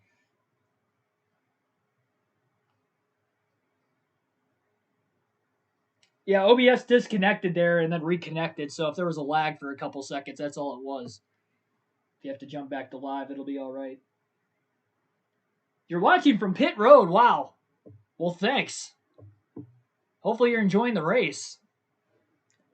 I was at Talladega earlier in the spring and I was at Talladega in the fall, so it kind of sucks not being there. With it being ran on a Monday, I literally would have had to drive 10 hours back home as soon as this race ended today if I went. So I guess it's kind of all right that I didn't go. I mean, it sucks, but I'll be back at Talladega next year. I'll probably be there at the fall race. That's kind of be my annual NASCAR trip. I try to go to different tracks every time I travel. My goal is to get to all the Cup Series racetracks. I think I only got like 11 more to go, which ideally I plan on going to 5 different tracks next year and then a couple, similar ones like Talladega. And then if I can get to 6, I can literally get to all Cup tracks within the next couple of years. I would have been able to do it this year, but within the last couple seasons, they've added, like Gateway's added next year. They added Road America, and I went there this year. They added Nashville, so they're adding all these new tracks. So it's like, oh man, I went from like next year, I'm probably going to get to all of them. Now I got to wait an extra year because I'm not going to be able to get to all of them next season. But I'm getting close. Ain't Casey Kane in the World of Outlaws now? I think he runs part-time. He owns a team. Tony Stewart's part-time too. He'll run some off races with the World of Outlaws, but not all of them.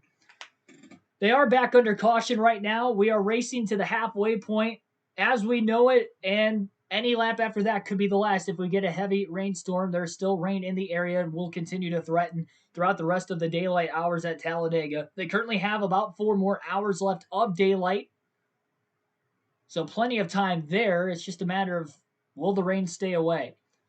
And they are less than 20 laps away from the halfway mark, which would be the official end of the race if we get rain from that point on, which would be lap 94.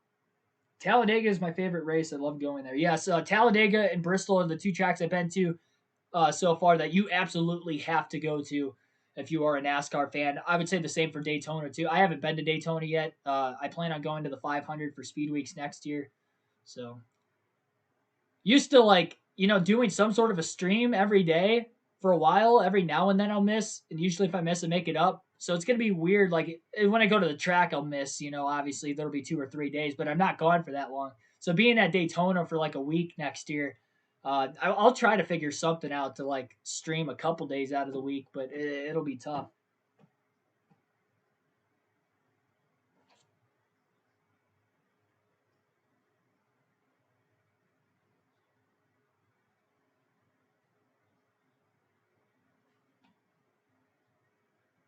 Dale Jr. is messing, throwing his grapes at you.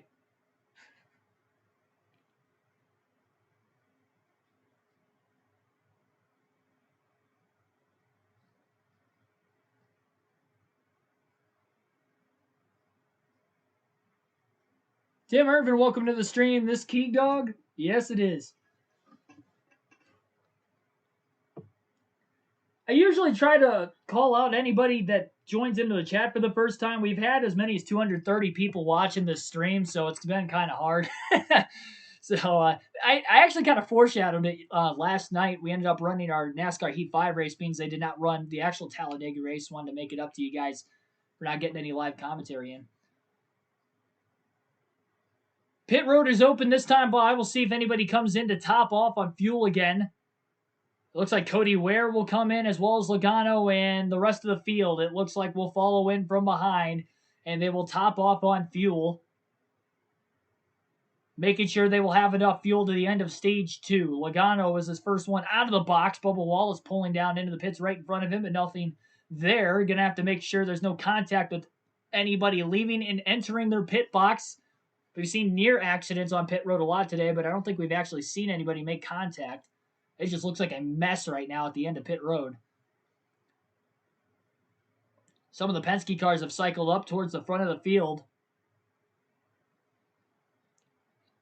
And Joey Logano wins the race out of the pits. Top three, all Penske. Fast pit stops there for those guys.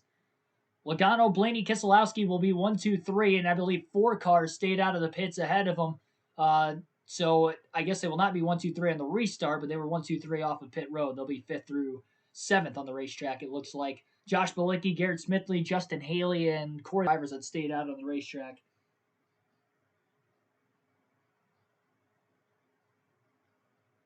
$100 likes right now. Thanks for everybody liking. I don't know why this keeps lagging out. I'm sorry that maybe it's just on my end. Maybe it's not lagging on your guys' end. It's been an amazing race so far. Can't wait for the next half. Yeah, it has been an extremely good race, honestly, up to this point. It was getting pretty aggressive by the end of stage 1, so we'll see. Lights are off on the pace car. They'll be going green this time by.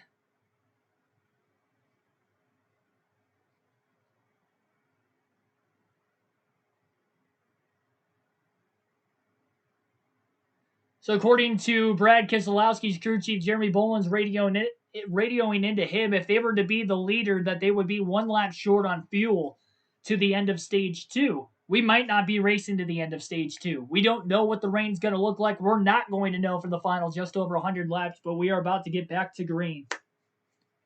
Pace car will take the left-hand turn off of pit road. Justin Haley and Corey LaJoie will be on the front row for the restart, with the Penske duo of Logano and Blaney right behind them. A lot of Fords inside the top 10 right behind the front row. Haley on the inside, LaJoie on the high side. Green flag back in the air at Talladega after the short rain delay. 15 laps away from halfway.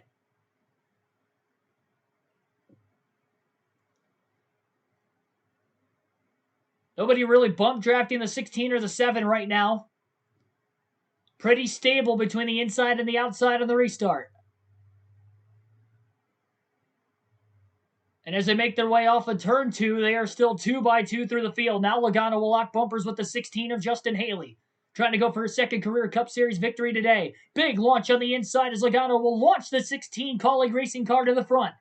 Colleague Racing with 1 win with that 16 team this year. That was from A.J. Allmendinger back at the Indianapolis road course a month and a half ago. Corey LaJoie shuffle out of line on the high side as majority of the cars that restarted up there have made their way to the bottom. Now they split LaJoie 3 wide in the middle as cars are starting to stack up in that third lane up high. Corey LaJoie, who restarted second, has fallen quickly outside the top 10 and now is struggling and finds his way finally back on the inside lane in front of Chase Elliott. Justin Haley led that opening lap after the restart and sets the pace with Joey Logano and Brad Keselowski behind him. Logano getting a great push from the 2, but he will not pull out of line yet. He'll stay right behind the 16 down the back straightaway, just trying to be patient for the next couple laps at least.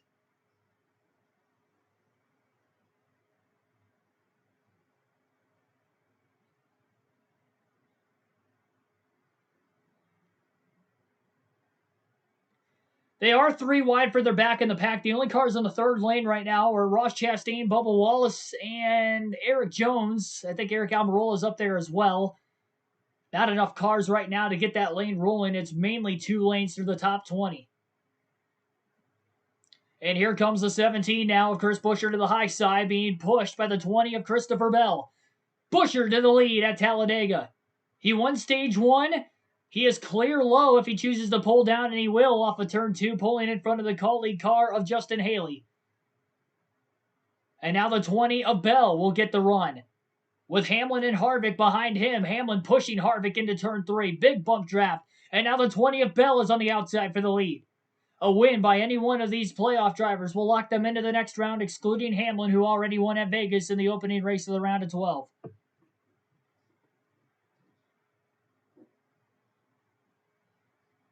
Three wide in the middle is Kyle Busch. Keselowski moves up in front of him. Logano now moves up. Only 3 cars on the double yellow line on the bottom, and backwards go the 16 and the 17 before they hop back in front of the Penske cars again. A lot of lane change in the middle and lower lanes just got stacked up, and they were not really working well together. They're still stacked up off turn 2 and losing ground. Amazing how much ground they lost and how quickly it happened. Keselowski moves up, and the 22 still can't get to the high side, as well as the 12 of Blaney stuck down there. Byron's in the middle of them. They're trying to make it work, but they are way too many cars back and don't have enough cars in line to compete with the outside lane near the wall.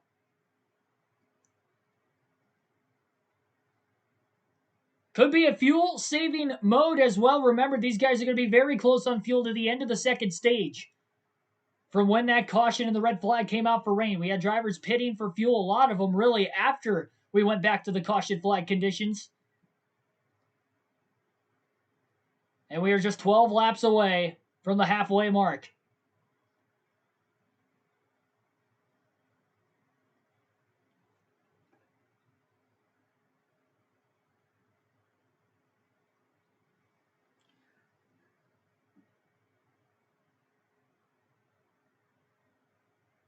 Top 9 cars kind of separating. Chase Elliott, a little bit of a gap from him in the back bumper of the 43 of Eric Jones on this high side lane. Again, there will be a stream delay because of YouTube and where you guys are watching at home. It is not going to be directly on, like lap by lap. So for those of you that want to listen to my comment or something of that nature, you'd probably have to pause your TVs for probably about a good 30 seconds or so to get caught back up again. Maybe a full lap. More rain in 27 minutes, says Matthew McCollum down in the chat.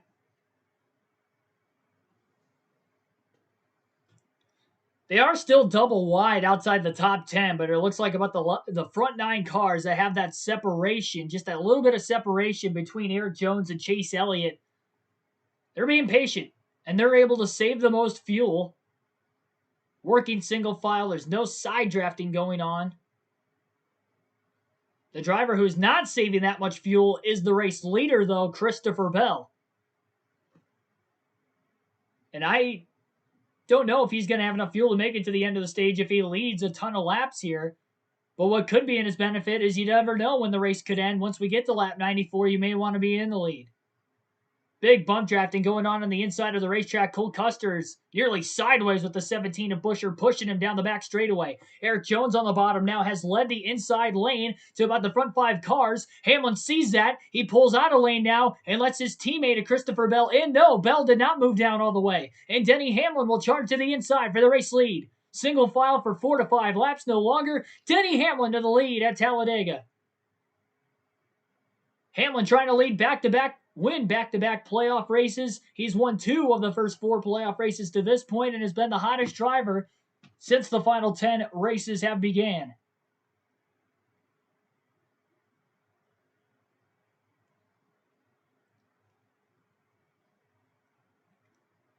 Denny Hamlin was the first to jump on top of the fact that the inside lane was coming. He didn't move down late. He moved down well before Eric Jones got there. And now the former teammates work together on the inside lane. That would be Jones and Hamlin. This is as close as Eric Jones has been in a race-winning situation all season with Richard Petty Motorsports. We've seen the 43 car have solid runs with Bubba Wallace on the super speedways in recent years. And you're seeing it here with Eric Jones in second place inside of Christopher Bell as Hamlin leads at lap 86 to the start-finish line. The sun is peeking through the dark clouds in turns 1 and 2 as they race closer to the halfway point.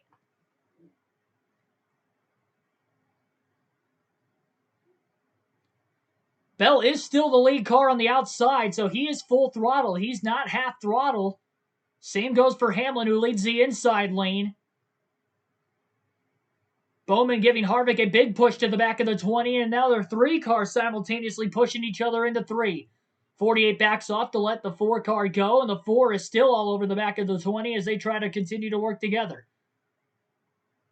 NASCAR going side by side. We'll keep the live commentary going as they make their way through the tri-oval again. The 20 of Bell pulls alongside the 11 of Hamlin. Did not aggressively side draft the 11 car, but he will stay alongside as the 4 Coles is back to the rear of the 20 again. Bell with about a nose out in front of the field into turns 1 and 2. Harvick has been a great push car in this one. We noticed that in the Daytona regular season finale about 5 or 6 weeks ago as well. Harvick was in the running late in the race. And really the last couple super speedway races. We had a green-white checker finish in the spring race at Talladega earlier this season, and it was Kevin Harvick who was pushing Ryan Blaney on that final restart in the first 2 rows, and it was earlier this season Harvick trying to give the push to Daniel Suarez late on the back straightaway, which sparked a big accident, but he was in the running, and it just seems like the Fords in general, outside of just Harvick, have been really good push cars, and that has related into a lot of success that they have had recently.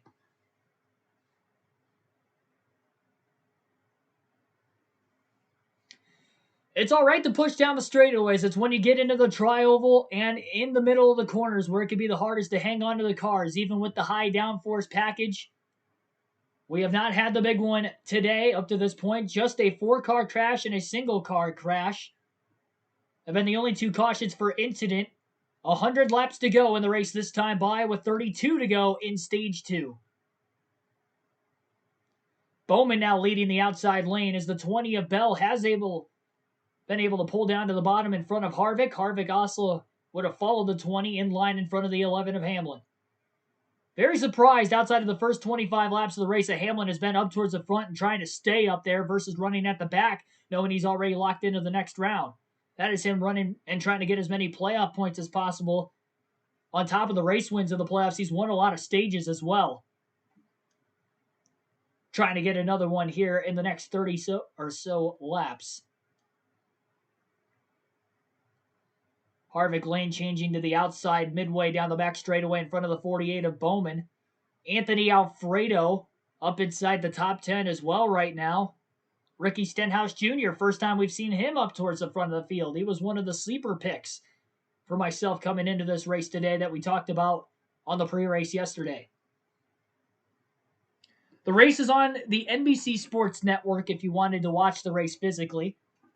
It was on NBC yesterday, but they moved it to the Sports Network for today after the rain out yesterday and now having a race on this Monday afternoon.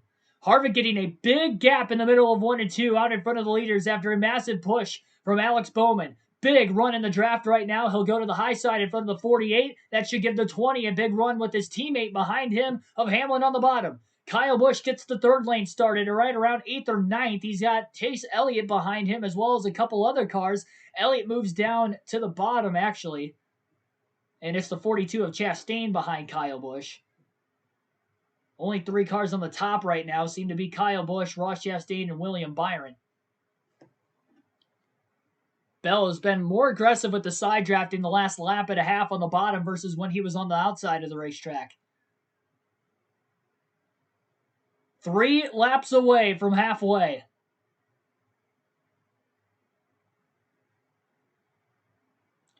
Big run for the 20 of Bell in the center of the corner. Hamlin gave him a shot. Truex hops out of line now. He moves up in front of his teammate. A couple other cars moved up in front of Kyle Busch as well, including the 37 of Ryan Preece and the 8 of Tyler Reddick. Byron hops down to the middle lane, and again, there's only 4 cars on the 3rd lane up near the wall. Harvick and Bell continue to go back and forth. One corner, Bell's out in front. The next corner, Harvick's out in front. Hamlin and Bowman have been great push cars as they come up on the lap car, the 14 of Chase Briscoe on the inside of the track. He's about to go 2 laps down. Heavy damage from the earlier accident. They're 3 wide back in the pack, and this is going to get tight into turn 1 as they're going to go 4 wide to try and split the 14 of Chase Briscoe on the inside of the track. 4 wide into turns 1 and 2, 3 by 3 from about 8th on back, and they made it through the corner.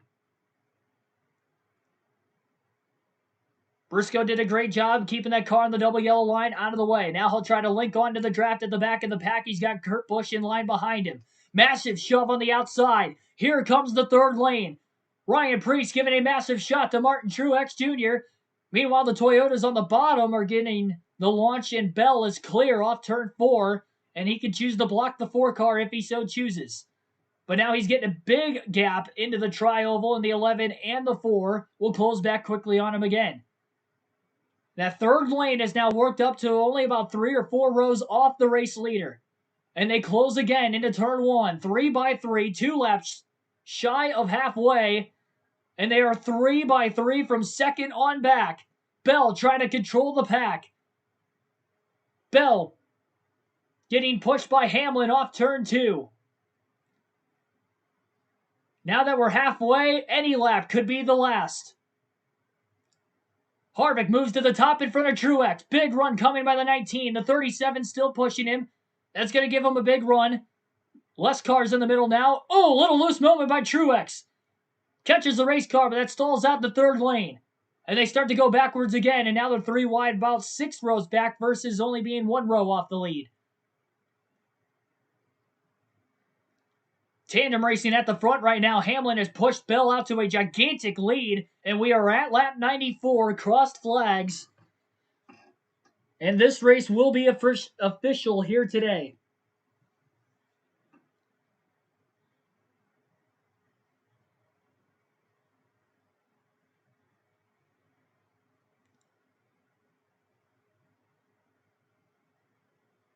Stenhouse is the one on the outside pushing the 48 of Bowman now. Bowman's also got a teammate of Chase Elliott right behind the 47. All 3 of those guys are Chevys, and then you got a Ford of Keselowski behind them. Denny Hamlin has been bump drafting Christopher Bell for the better part of an entire lap, and they have built up enough momentum ahead of the pack. But now as they separate, here comes the pack from behind. Bowman with the charge to the outside. He's trying to take his first lead of the race. They're coming up on Kyle Larson very quickly, so as they're 3 wide, they'll likely end up being 4 wide going into 3 this lap like they were with Briscoe into turn 1 a few laps prior. Larson still 16 points above the cutoff line. 18 points on the cutoff line separate third all the way back to 9th on the playoff grid. They will catch Larson down the back straightaway. Hamlin pushes Bell back to the lead again. 4 wide into the center of turns 3 and 4. Larson trying to stay out of the way. And they make it through turns 3 and 4. Great job by the drivers, staying off one another in close quarters racing.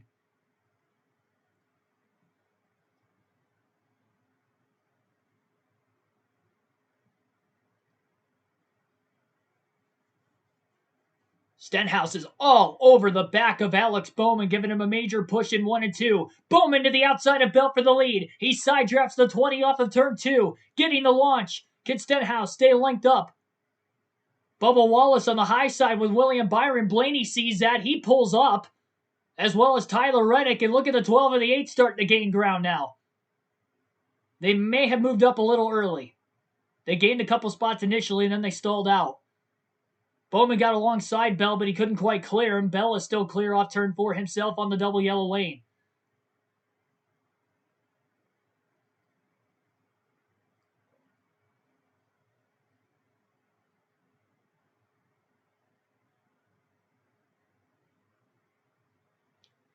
There's definitely been a lot more bump drafting in Stage 2 versus what we saw in Stage 1. And when you get the different manufacturers linking up with each other where the bumpers don't align right, we have seen incidents with that in the past. Blaney pulled back down to the middle lane. It's Tyler Reddick and Bubba Wallace on the high side that lead it, with Martin Truex Jr. and Ryan Preece behind them. 3 by 3 from about 12th on back, 2 by 2 inside the top 10. Stenhouse aggressively trying to side draft Denny Hamlin in the center of the corner. Side by side is Bowman and Bell at the front of the field. Big run coming from behind. Stenhouse to the back bumper of the 48. The 11 to the back bumper of the 20. They stack up in the tri-oval. 4 wide in the center of the tri-oval as they head to the start-finish line. The Busch brothers side by side. Chastain on the high side back there, and Cody Ware on the bottom. Now they funnel back to 3 wide in the middle of 1 and 2. Still a bunch of tandem drafting going on at the front. Bell gets loose off turn 2. He hangs on to the race car. He stays in the gas, and that may allow Bowman to clear. Not quite. Bell side drafts and pulls the 48 back again. But now Bell has lost the drafting up from behind. Harvick, big crash! Bowman's in the wall! Few other cars collected in the back. Ross Chastain goes around. The 19 is around. Another car gets T-boned into the outside wall. Kyle Busch is down into the grass. Heavy damage on the 48 of Bowman. And he will be in a must-win situation heading into the Roval. He was below the cutoff line coming in. He scored a couple stage points, but a rough race finish. BJ McLeod also involved. Tyler Reddick is down towards the inside safer barrier. Chastain with the heavy damage on the right front.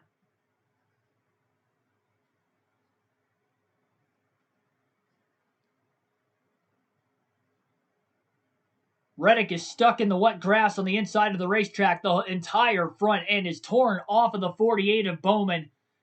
His day has come to an end. Busch's damage is on the rear of his car. Ricky Stenhouse Jr. tried to lock bumpers with the 48. And similar to what happened with Byron in the tri-oval with Allgaier, he hit him in the right rear corner panel, more so than square on the back bumper, and then turned the 48 going into turn 3. And it looked like the field was almost going to get through, but those cars in the third lane on the outside, like Chastain and Truex, Kyle Busch, they all got collected as well, with just nowhere to go after the 48 had gotten T-boned, and the 42 just sheared the front bumper off the 48 after Bowman had compacted the outside wall. Second time Ryan Preece has gotten through an accident with very minimal damage. Very lightly tagged the 19. That spun him around. 47 had a massive run after a push down the back straightaway from Chase Elliott, and all he was trying to do was push the 48, give him a run as he had done for many laps prior, but he pushed him more in the right rear corner panel versus the back bumper, and that's what turned Bowman into the wall. It was very similar to what happened with Byron and Allgaier in the tri-oval earlier. Very similar, only more cars were collected in this one. About 7 or 8 it looked like, if I had to guesstimate.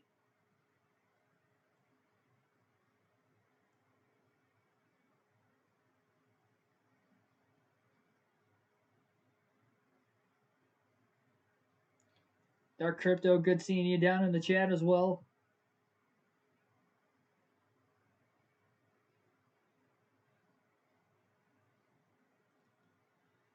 It was more 3 car. Now that they're showing the replay a couple more times, Stenhouse did hit the 48, but Elliott was simultaneously pushing the 47 into the 48. So you had 3 cars simultaneously pushing each other going into 3, which really, I can't really fault fully Stenhouse on the accident because, yes, he hit him in the right rear, but he was getting pushed by the 9. He could not slow down. If he tried to get out of the gas, Elliott was pushing him. There was going to be a lot more speed carried into the back of the 48 car. The only thing he could have done was try to hit him square coming in with that big of momentum, and he couldn't. And that's where the fault on Stenhouse is. But I do not put all the blame on him whatsoever. It was just a chain reaction of events. That was a little bit different than what happened in the tri-oval where it was the 24 pushing the 77. Byron wasn't getting pushed by anybody from behind like Stenhouse was getting pushed by the back from behind him by Chase Elliott.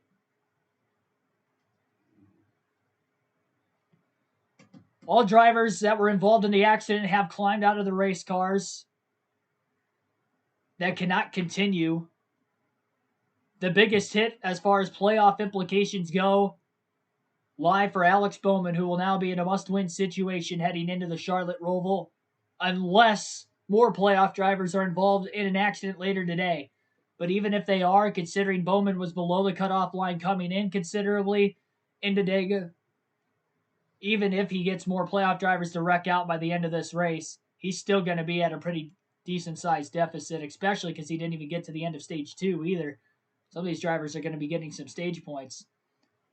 We should go green before the end of Stage 2, so we will have another restart. We still got 20 laps to go in the second stage, and we have about 88 laps to go currently on this entire race. 100 laps are in the books in the Yellowwood 500 at Talladega, our third caution for incident. Look at that long list of lead changes on the scoreboard we have here on the channel. What are we at now? 1, 2, 3, 4, 5, 6. This is going to be hard for me to count even with my mouse. 10, 11, 12, 13, 14, 15, 16, 17, 18, 19, 20, 21, 22, 23, 24, 25, 26, 27, 28, 29, 30, 31, 32, 33, 34. We got 35 lead changes. Oh my gosh. I didn't mean to scroll down that far. 35 lead changes today.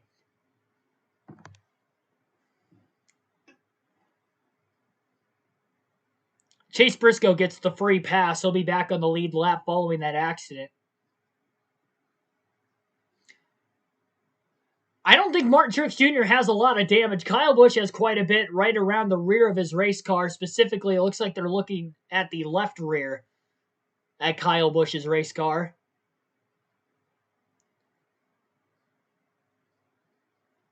Busch has had an up and down playoff so far. It seems like 1 week he's in contention for a win. The next week he's wrecking. He was wrecking, basically wrecked himself at Darlington. The next week he had a race-winning car at Richmond. Pit road speeding penalty knocked him out of the top 10. He ran very well at Bristol, was in the top 10 all day, and ended up having an issue late, skimmed into the playoffs. Vegas, he had a pretty clean day and finished in the top 5. And then this week at Dega, he's involved in another accident. So very roller coaster first 5 races of the playoffs for Kyle Busch and any Kyle Busch fans out there. Ross Chastain, let me see on the leaderboard. He is currently... Oh, yeah, he was involved in the accident. He's got some damage around the right front of the race car. Chastain has scored 2 laps down. Reddick is 4. So Reddick is out of the race after the accident. He was stuck in the grass with heavy damage. Bowman, the complete front end of that car was sheared off. He's done for the day. So Reddick, Bowman out. Chastain has scored 2 laps down. Larson, who was 5 laps down, is still in the race. These are some more points he could outlast with these drivers that are going to DNF, like Bowman and Reddick there. I'm not sure if Chastain beat the damage clock policy for the moment, but again, he's currently 2 laps down in 36th. And under the caution right now, Ricky Stenhouse Jr. is scored the leader at the timing of the caution on the 20 of Christopher Bell, scored in 2nd, Hamlin 3rd. Chase Elliott 4th, Kevin Harvick rounds out the top 5, Brad Keselowski 6th, Eric Jones 7th, Anthony Alfredo 8th, Cole Custer 9th, and Chris Buescher rounds out the top 10.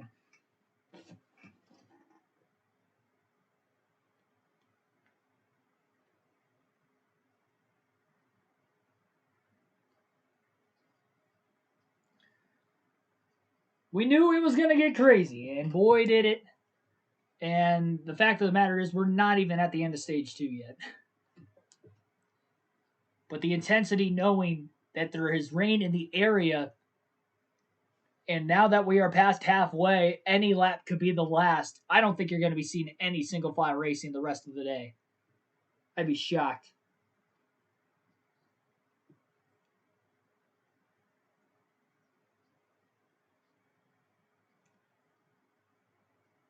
Doing the in-car cam for Chase Elliott, saw the accordion effect. The 9 was pushing the 47 when the 47 made contact the 48. I did not see that the first couple replays because I was kind of focused on where the 47 hit the 48. After like the 3rd or 4th replay, I did notice that Elliott was pushing Stenhouse into the back of the 48 car. I knew he pushed him down the back straightaway. I didn't know live when it happened if he had backed out or not. He didn't really back off.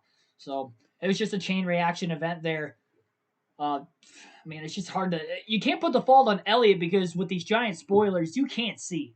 And even without the giant spoilers, you have one car, like Stenhouse in front of you, you can't see the 48. So you can't see when you're coming up on the 48. That's more the spotter's job to say, okay, you're pushing the 47 into the 48, and the spotter for Chase Elliott, which would be Eddie DeHaan, is supposed to tell him you're pushing the 47 into the 48. There has to be a little bit more communication, I would think, between the spotter and the 9, the driver of the 9, Chase Elliott, to get the communication to know when to stop pushing so these kinds of things don't happen. It's just a common factor of super speedway racing. Lights are out on the pace car. They have cleaned up all the debris off the racetrack. They will be going green this time by Stenhouse. Will choose the outside lane of the restart. He'll have Chase Elliott behind him, and then Bell will have his teammate Hamlin behind him on the bottom lane. Welcome everybody on into the stream. Like, share, and subscribe for more daily NASCAR content. crazy race so far at Talladega, as it usually brings.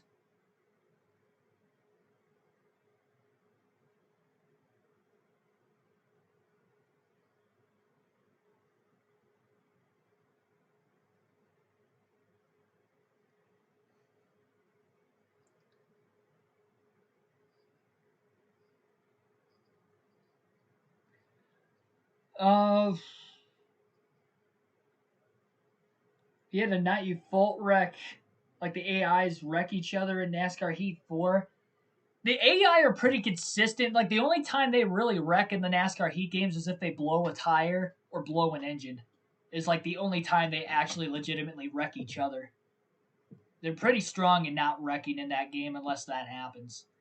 It's not like the EA Sports games where you'd have like random spins throughout the course of the race. Big thing for Kyle Busch and the damage to the left rear of the race car. It's going to be hard to bump draft Kyle Busch with all that damage. But with the front end cleared, he can do some pushing himself. So we'll see how that's going to continue for Busch. But he is still in the race. The only three playoff drivers involved in the accident were Bowman, Truex, and Busch. Quinn Houff, Tyler Reddick, Ryan Preece, Chastain, and a few others were also collected in that accident. A few of them out of the race. The only playoff driver out of the race after the accident was Bowman. Heading into the Geico restart zone for another restart. 17 laps to go in stage 2. Green flag back in the air in the Yellowwood 500 at Talladega.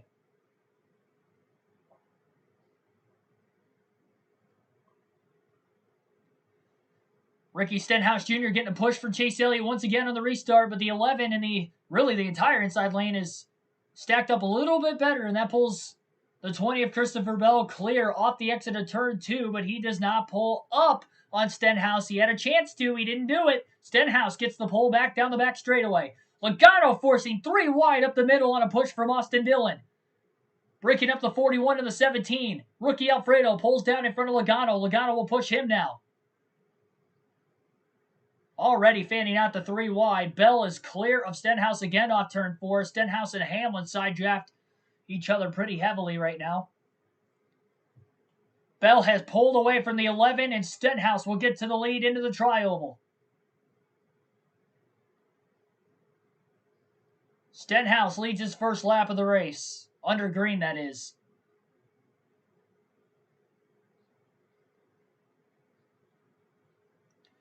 Chase Elliott, Brad Keselowski in line behind him with 16 laps to go in stage 2.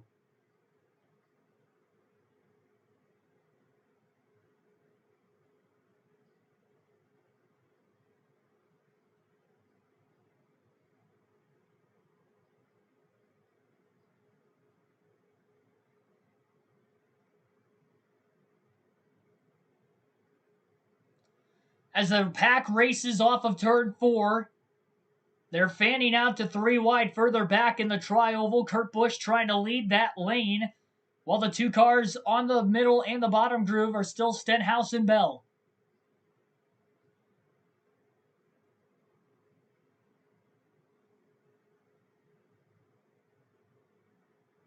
A lot of pushing in the center of the corner again. Bell and Hamlin have locked bumpers, while Elliott and Stenhouse lock in the middle.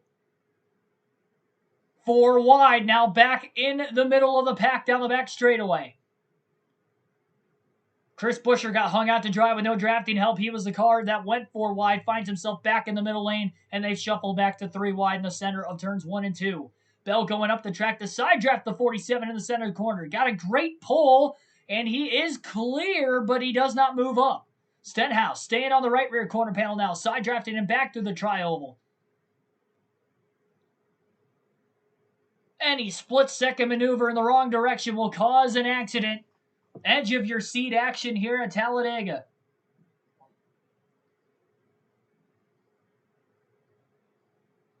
I will say that the 20, the 11, the 9, and the 47 have worked well with each other. They are not hopping on a lane, and I think the manufacturer alliance probably has a lot to do with it. And the teammate alliance with the Gibbs cars on the bottom. Stenhouse has pulled clear by more than any other car since the restart. Now the third lane on the high side is being led by Bubba Wallace, who side drafts the 24 Byron in the center of the corner. They're close to making contact as they're 3 wide from about 7th on back. Elliott pushing Stenhouse again into the tri-oval.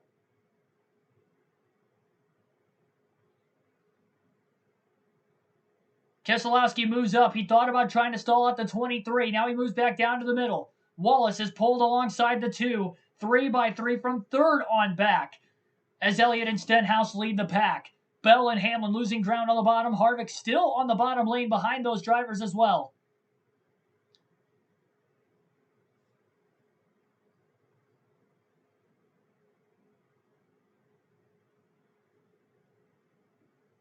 Middle lane gets stacked up as they head into turn 3. Keselowski had to lift. That stacked up to 38, the 22 behind him. Bubba Wallace shifts himself into the second lane, splitting up the 9 and the 47 for the first time after the restart. Here comes the run on the top now. Kurt Busch being led by the 19 of Truex.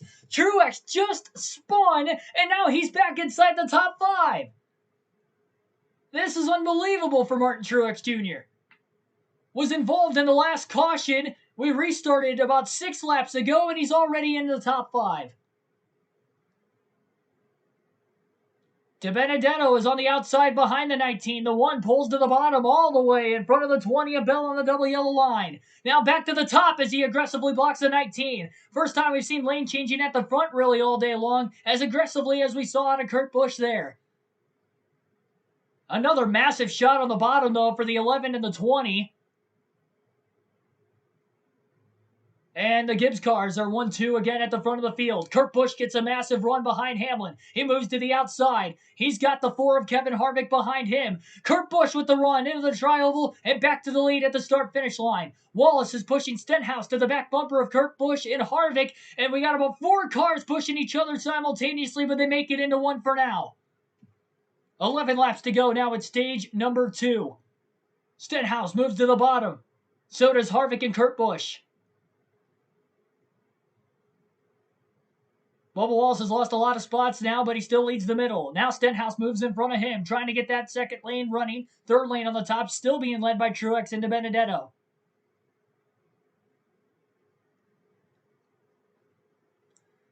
And as Dark Crypto did state down in the chat, they are definitely racing like it's the last lap because rain could fall at any second. And the race is well past halfway. It will be official. We know we're going to get a caution for the stage break in another 10 laps if they make it to the end of the stage. So you still got the playoff drivers trying to fight for the stage. Look at Stenhouse up the middle, 3 wide for the lead. Harvick made the move initially. He gets shuffled out of line, and Stenhouse goes between the 4 and the 1. Now he side drafts Kurt Busch off the exit of turn 2. 3 wide, Days of Thunder up the middle. Ricky Stenhouse to the lead at Talladega. Kurt Busch getting pushed on the bottom by Bell. He almost gets turned down the back straightaway as he clears the 47 into 3.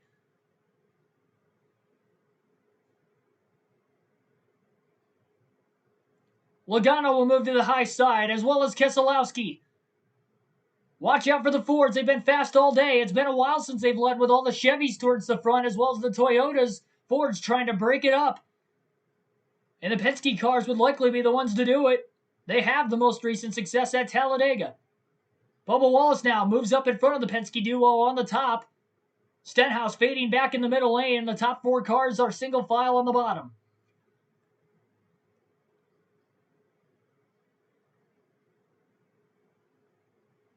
Austin Dillon moving off the bottom lane. He moves into the second lane. Michael McDowell right behind him. Eric Jones, Ryan Blaney will move up on the bottom lane now. They're 4th and 5th in line there. Blaney wants to get in between his teammates. Logano and Keselowski thought better of it, moved back down to the bottom, realized there wasn't enough room. Keselowski continues to push Bubba Wallace into the tri-oval, and Wallace has a massive run now, and he's going for the lead as they enter into turn 1. Kurt Busch thought about blocking, thought better of it. Good move by Busch. Wise move by Kurt Busch, the veteran champion. Wallace and Busch side by side for the lead with 8 laps to go off of turn 2 and stage 2.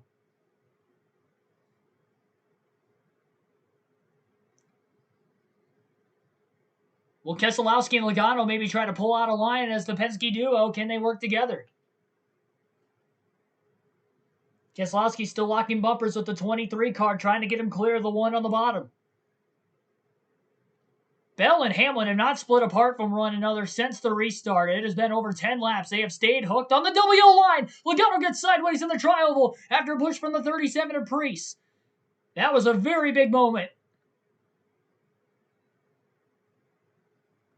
Preece has some damage to the right front of his car after sliding into the grass during the caution towards the end of stage 1, so maybe that push to the back of Logano's car, his bumper may not align correctly with the damage, and that might have caused the 22 to get a little bit of a step out in the center of the tri-oval, but Logano was able to hold on.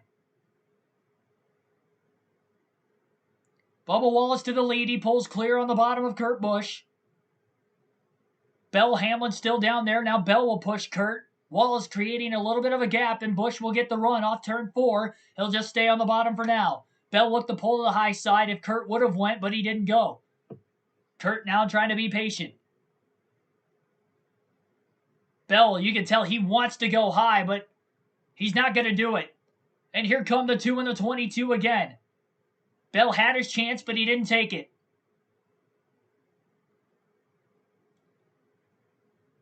And now it's the Penske cars of Logano and Keselowski leading the outside off turn 2. 5.5 laps to go in stage 2. Logano aggressively pushing Keselowski into turn 3. Those Penske cars need stage points. Oh, Wallace with a big block on Keselowski, and he barely pulls clear in the center of the turns 3 and 4. Really aggressive, and I think Brad cut him some slack.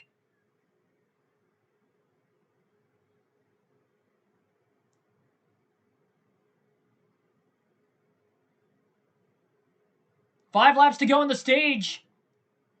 This could be the end of the race if it rains during the stage break.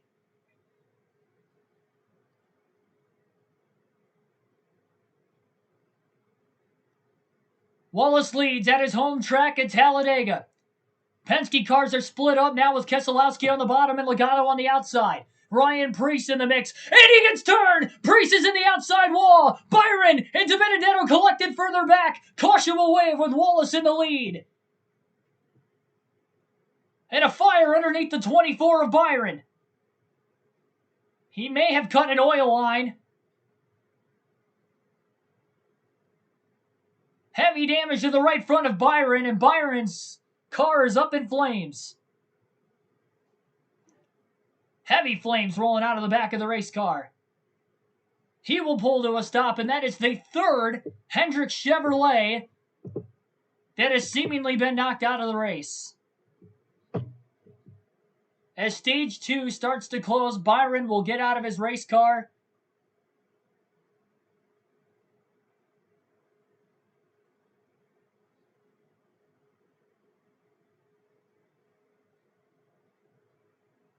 Unbelievable.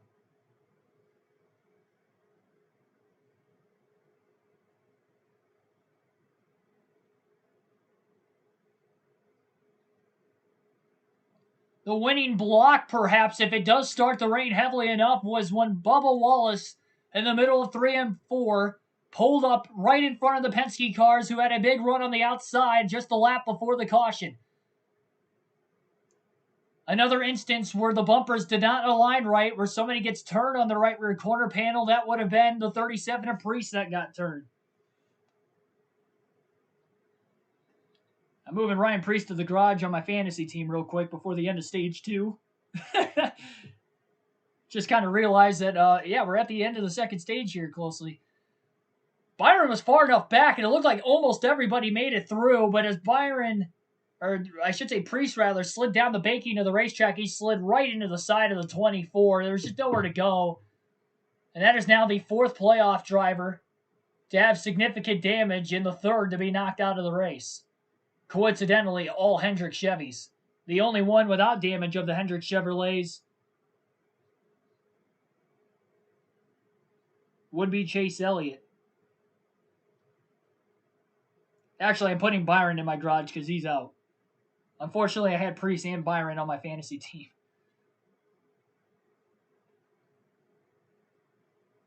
Well, that's unfortunate for me. Stage 2 will end under a yellow. Bubba Wallace will win the stage.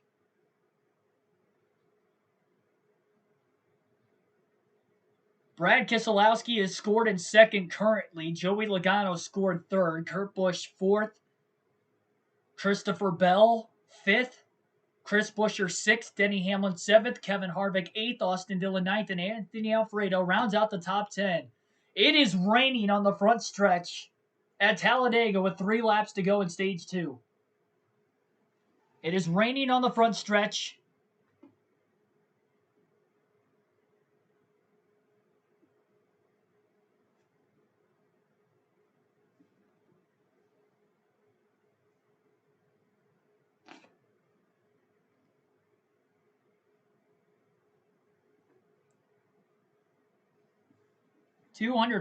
Man, 251 people watching. We're just adding on to the stream record right now. Thanks for everybody tuning in.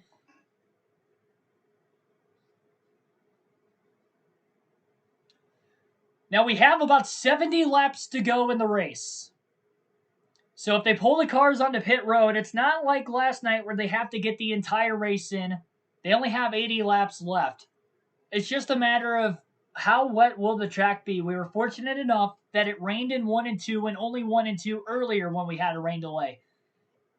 If it only rains heavily on the front stretch, and they only have to drive the front stretch, we will get back to green. But it looks like it is raining in 3 and 4 and on the front stretch right now. And who knows about the rest of the racetrack. They are pulling the cars onto pit road this time.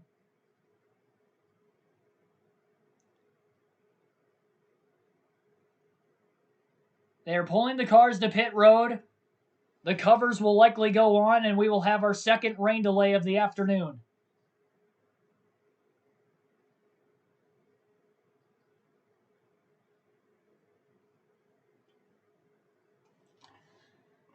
NASCAR will not call this race right away. I'd be shocked if they did. I feel like they're going to wait it out at least a little bit. It will take, if the entire track gets wet, it will take over an hour to dry the track, but we only have 70 laps to go. You can get 70 laps in less than an hour and a half, ideally. Honestly, you could get probably about 70 laps in about an hour if it did run caution-free. So they may wait this out depending on how much rain forms on the radar behind the current rainstorm that has popped up over the racetrack.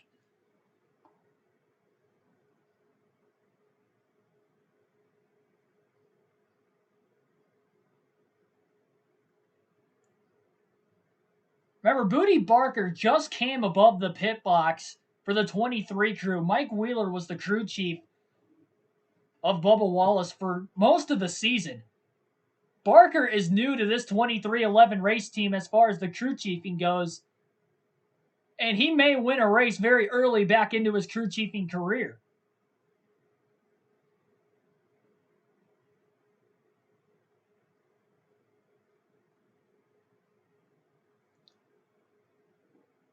This will definitely be a more lengthy rain delay.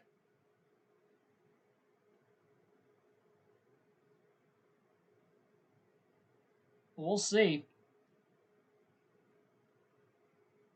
That's just crazy. I mean,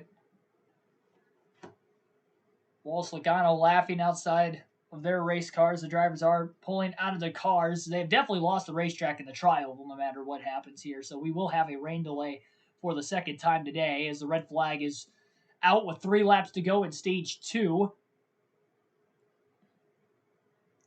Now, if the race were to end right now before the end of stage 2 as well, I believe the top 10 at the end of the race will get stage points for stage 2. So drivers like Brad Keselowski, Joey Logano, Christopher Bell, and Kevin Harvick, who are in the top 10 and are not locked into the next round of the playoffs, they would get stage points for stage 2 as well as their race points for their finish. For those of you wondering.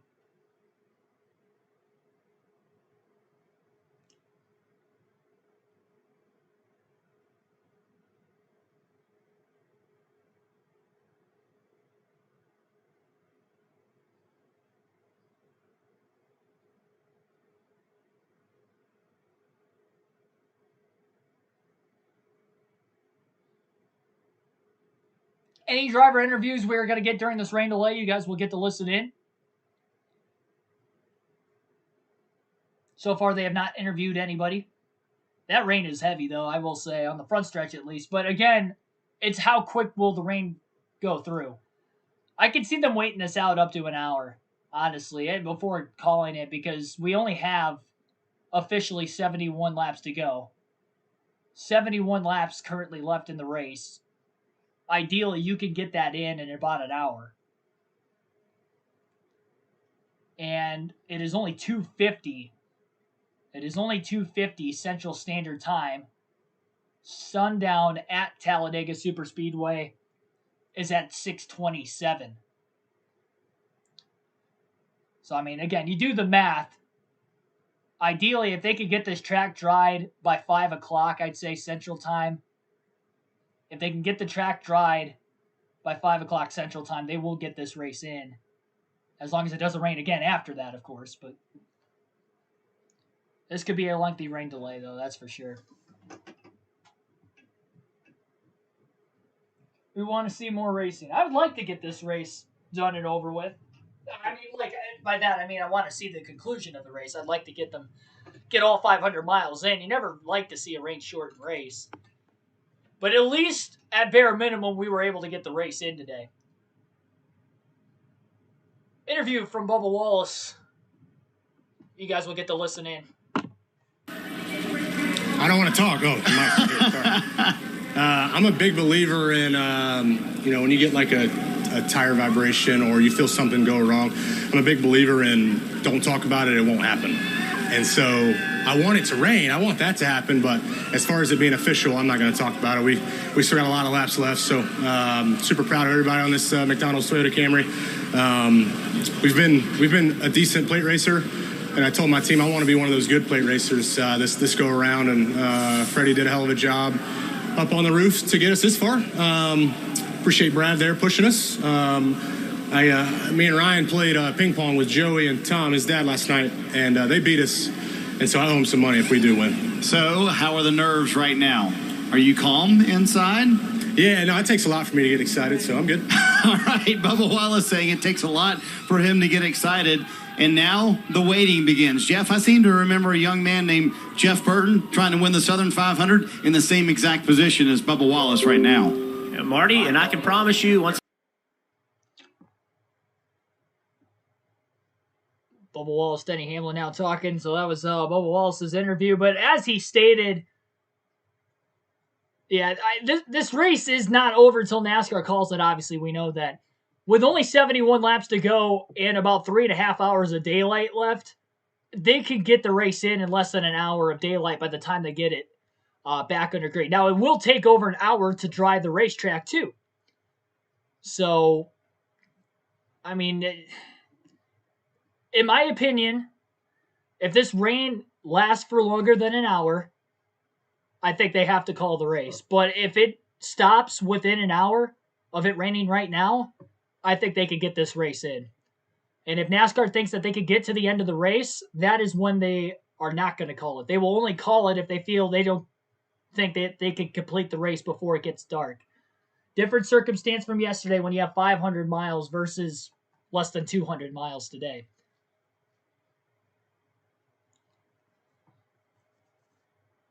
Just over 300 miles complete in this race so far.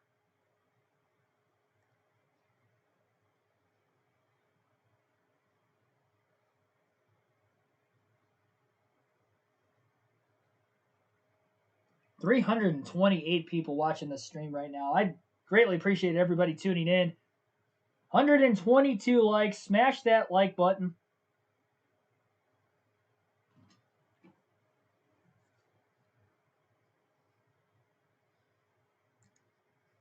It's a quick shower if you saw the radar. Let me look at the radar. I have not looked at the radar yet. Still saying Blaney is going to flip. They keep going. Why would you say that, man? You don't want to see anybody flip. I'll show you guys the radar like I did earlier. According to my phone, at least.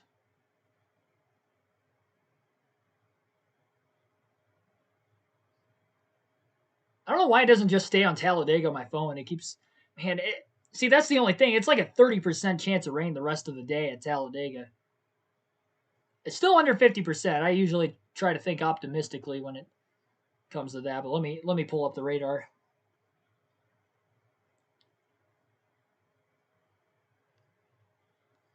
I'll zoom in on the racetrack right now. It's weird because the radar on my phone at the track looks clear. And it's kind of split around the track right now. And I'm sure the jet dryers are out there. Even when it's raining, they're usually out on the track. Let me, I'll show you guys the radar on my phone here. Okay, so it's the radar. And this is future. So this is in the future. There we go. It actually focused this time. It doesn't always focus. So that dot, right where my index finger is, right there, that dot is exactly where we're looking at for Talladega. And this time runs all the way through, it looks like 8:30. And it looks like it stopped. Why did it stop on me? It froze.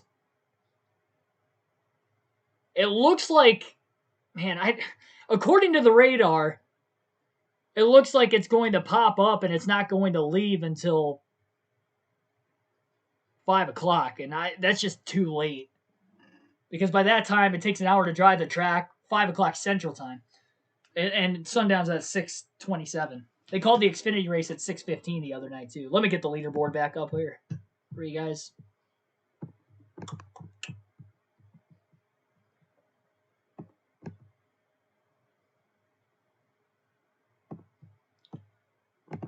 There you go. So if you're just tuning in, red flag is out. Once again, we are past halfway, and if it rains, in my personal opinion, for longer than an hour, I think they have to call the race, because by the time it takes to dry the track, you're going to be cutting it close, and we don't want a darkness issue like we had for the Xfinity Series the other day. But they do have time to wait this out for about another hour if they want to get the rest of this race in and still dry the track off in time. The radar's really hit or miss. I mean, it's really dependent on how much will pop out, how much of the storm will pop up behind what is currently raining at the track. So it is going to take over an hour.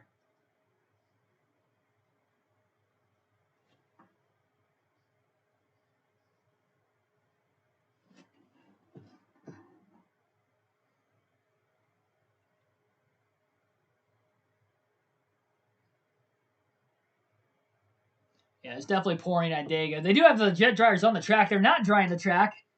I guess I don't blame them for not drying the center of the corners. Oh, it is downpouring rain. We've seen those giant jet engine trucks just sliding down the banking before at the racetrack. They haven't had any other driver interviews yet.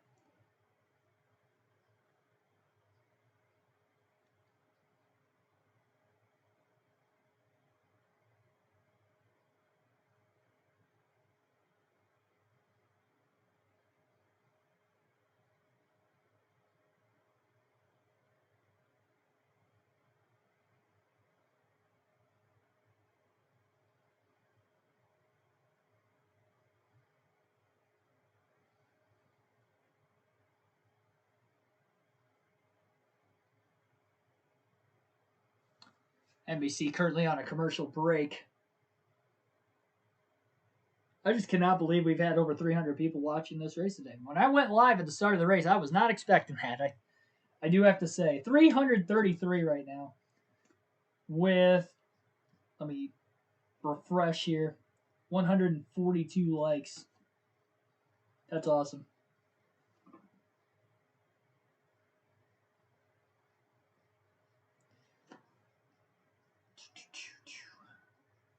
I see Jimmy Johnson in the Jimmy Williams. I thought I saw like a fake Jimmy Johnson account in the chat there for a second. So 30-minute lightning delay on top of the rain. Yeah, but it's going to take, I don't think the lightning delay is as much of a issue when it takes over an hour to dry the track. Because the track's wet.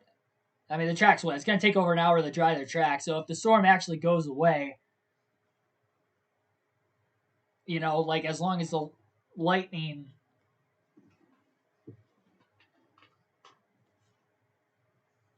isn't within the last 30 minutes of them drying the track off, then they'll get back to green.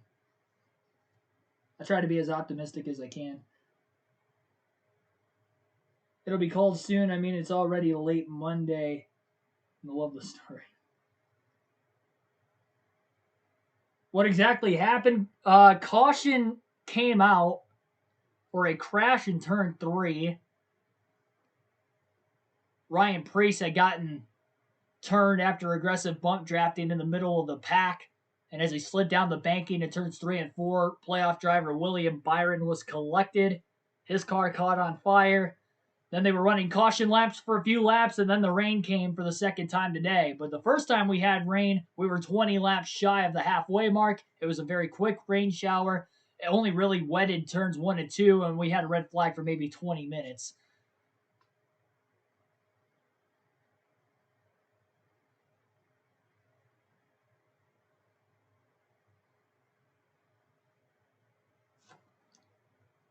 Bubba Wallace is in the lead as we speak. Again, your stage 2 results, no matter what, we get the race back going or not, Bubba Wallace will win stage 2. It will end under the caution if they do get back out onto the track. Brad Keselowski is second, Joey Logano third, Kurt Busch fourth, Christopher Bell fifth, and then Chris Buescher sixth, Denny Hamlin seventh, Kevin Harvick eighth, Austin Dillon ninth, and Anthony Alfredo rounds out the top 10. Here's an interview with Alex Bowman after his crash earlier in the race. With Alex Bowman. Alex Bowman was at the front of the field when he was turned by the 47 Ricky Stenhouse. What did you feel inside the car? Was the bump just too aggressive there? Yeah, it just dumped over on the left rear and turned us around real bad. So bummer for the Ally 48 team. Obviously had a fast car. We were leading there, and that's just super speedway racing, the box that we're put in by these racetracks. So you'll have that. Bummed to have a torn up race car, but move on, go try to win the Roval. You're in a must-win position now to be able to advance in the playoffs. What kind of, does that alleviate some pressure, make it simple? You got to go out there and win, and you think you can get it done? I feel like, we were pretty buried anyway, and everybody's going to run pretty good, so it was a must-run really well situation anyway, so it doesn't really change much. We go every week to win, so we'll go do our best to make that happen. Obviously, Alex Bowman disappointed getting wrecked here at Talladega. We're going to take a look at the Cup playoff standings presented by Xfinity. And Kyle Busch. Let's see. Kyle Busch is 27th. He was involved in an accident a little bit earlier on in the stage, had some damage. It was at the tail end of the lead lap. Worked his way up to 27th, escaping that last accident. Here's an interview with William Byron. He was involved in the most recent accident right before the rain came. William Byron released from the infield care center here at Talladega, involved in that wreck with the 37 Ryan Preece. He was coming down the track. Did you just have nowhere to go? Yeah, I don't know. He was just coming down the track, and I was kind of trying to run a third lane and just part of Talladega. So go to the Roval and try to win that one and advance it that way. You also had your teammate Alex Bowman, who got knocked out there into turn 3. You're both now basically in a must-win position. How do you tackle next week? How do you go into that mentally?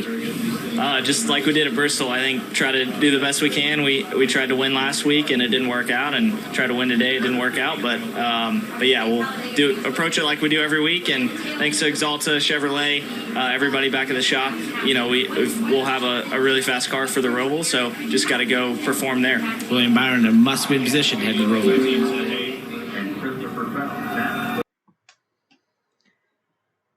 Well, waiting out the rain again. For those of you just tuning in, bunch of stream records today for likes in the course of a stream and people watching. Again, I greatly appreciate everybody coming out on this Monday afternoon for the live commentary of this Talladega Cup race. It's the last Cup race we're doing live commentary for this season. We will be doing the Xfinity Series Championship race at Phoenix at the end of the season. We'll have a race highlight from the grandstand video for the Martinsville Cup race later this year yet as well. And that's it as far as live coverage goes for the rest of this NASCAR season until we get into 2022. As far as this year goes, outside of the real races, we do have live commentary for NASCAR video game races as well on the channel if you're new, which we have a lot of new people in the chat today. We got, 5 races left on our NASCAR Heat 5 career mode season, and then we're done with that there. Our next race will be tomorrow at Daytona. It'll be the finale of the round of 12 of the playoffs, so that'll be pretty fun. 400-mile event there for the Coke Zero Sugar 400. And that will start at 7 p.m. Eastern Standard Time tomorrow, so come out for that one.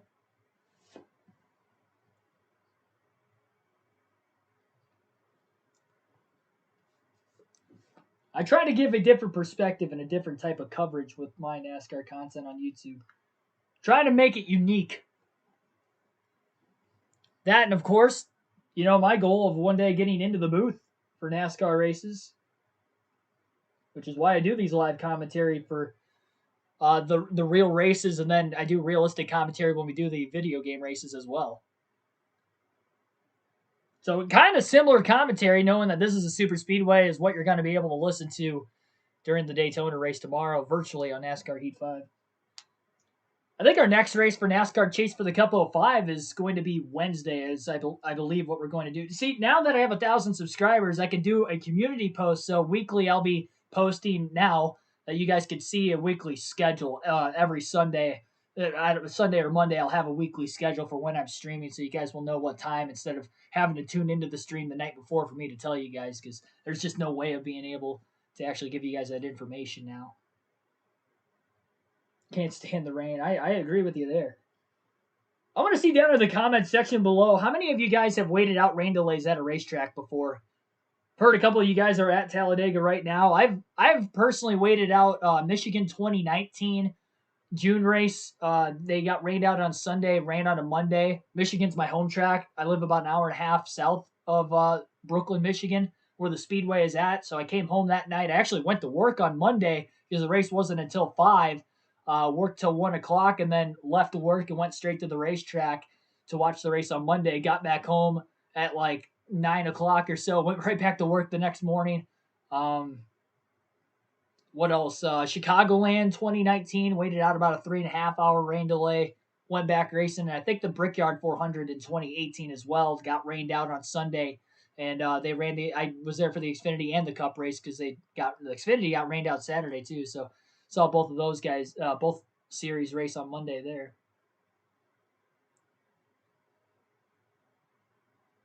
Is Corey LaJoie out of the race? He's in his street clothes. I swear I just saw Corey LaJoie wearing jeans and a t-shirt. Why'd he get out of his driver's suit? They didn't call the race yet. Just putting that out there too.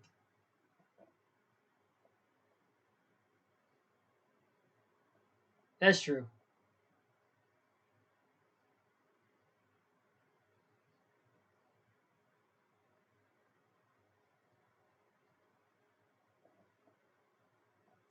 Five minutes from Martinsville. Then a rain delay at MIS Xfinity Series.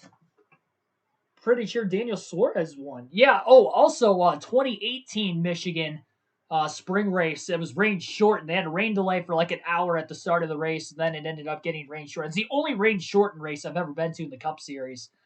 And Clint Boyer won. That was the only time I got to see Clint Boyer ever win in person, so that was pretty cool. That was actually his final career win, if I remember correctly. So I saw Clint Boyer's final career win at Michigan, and then I saw the Xfinity race at Talladega this year got rain shortened too.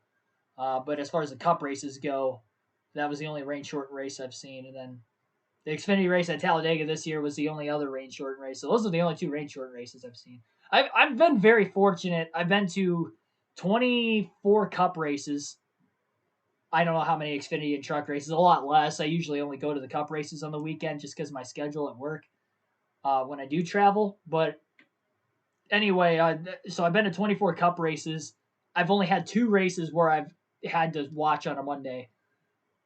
And one of them was at my home track, so it was very easy to just go home and go back the next day after work.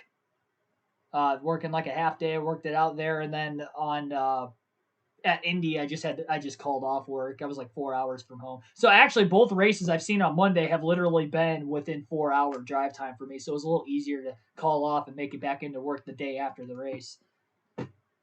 Well, I didn't call off for the Michigan one, but Joey is a weird individual. I like him. That is the comment of the hour. He is kind of like a quirky guy, though.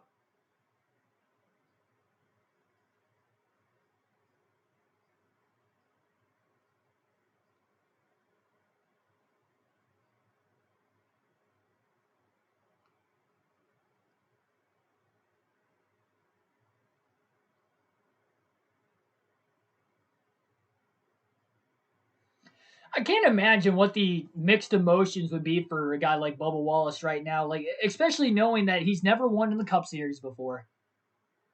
And it's one of those weird points where you know there's a few hours of daylight left, so you don't know, like as he stated in his interview, he could see this race going back green, so he's not going to say, anything. He says he wants it to rain, and it sounds like the rain has stopped at the speedway, and they are drying the track off right now. I heard the fans just cheering. That's probably why they were cheering, is because of the jet dryers are back on the racetrack. They're starting to dry the track, so it may have rained on the parade temporarily, but the jet dryers are back on the track. It has stopped raining for the moment, and it'll take over an hour to dry this track up. But we have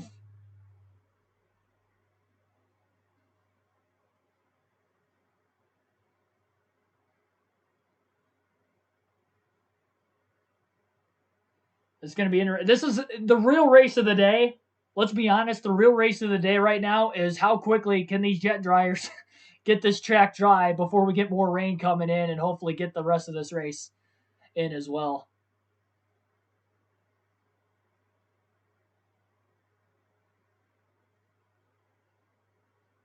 This is the real playoff race.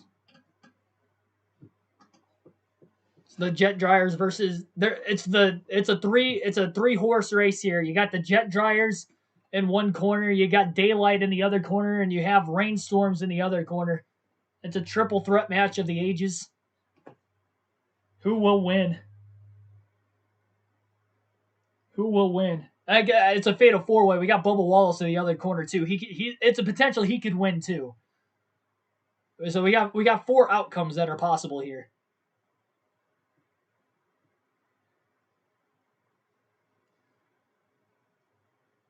Bring slicks to every track.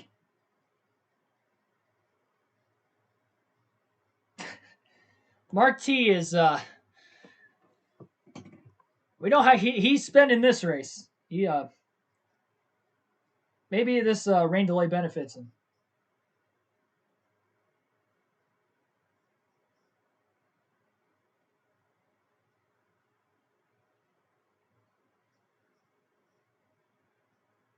Tyler Gibbs got a text saying your boy is gonna win. So I hopped on and now I'm mad because it stopped raining. Yeah, there is daylight left. Again, if this was yesterday where we have all 500 miles left, they're not going to get it in. But there's literally only 71 laps to go. If, let's say theoretically, we go back under caution, obviously we'd run to the end of the stage. We only got 3 laps left in stage 2, so it'll end under the yellow. We go green with about 67 or probably 65 to 67 laps to go. We'll probably go green, assuming the rain stays away after this point. And you can get that in less than an hour. If it doesn't rain again the rest of this race, the track will get dry, and we'll have probably an hour and a half to 2 hours of daylight to get this race in. And theoretically, if it stayed green to the end of the race, which I don't think it will, but it could, that we would get it in less than an hour. So ideally, what I would expect is if it doesn't rain anymore, they get this track dried in a little over an hour. We're going to have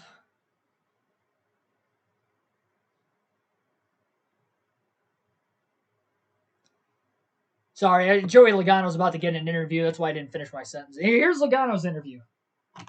who's currently third, Dave. That's right, Rick. If it was called now, he would finish third, and that would be a decent day for you. What was the energy like there in the back as we were coming toward the rain? Crazy. As soon as they said we're close to halfway and there's weather in the area, you might as well call it 5 to go in the race because it just got intense. A lot of pushing and shoving.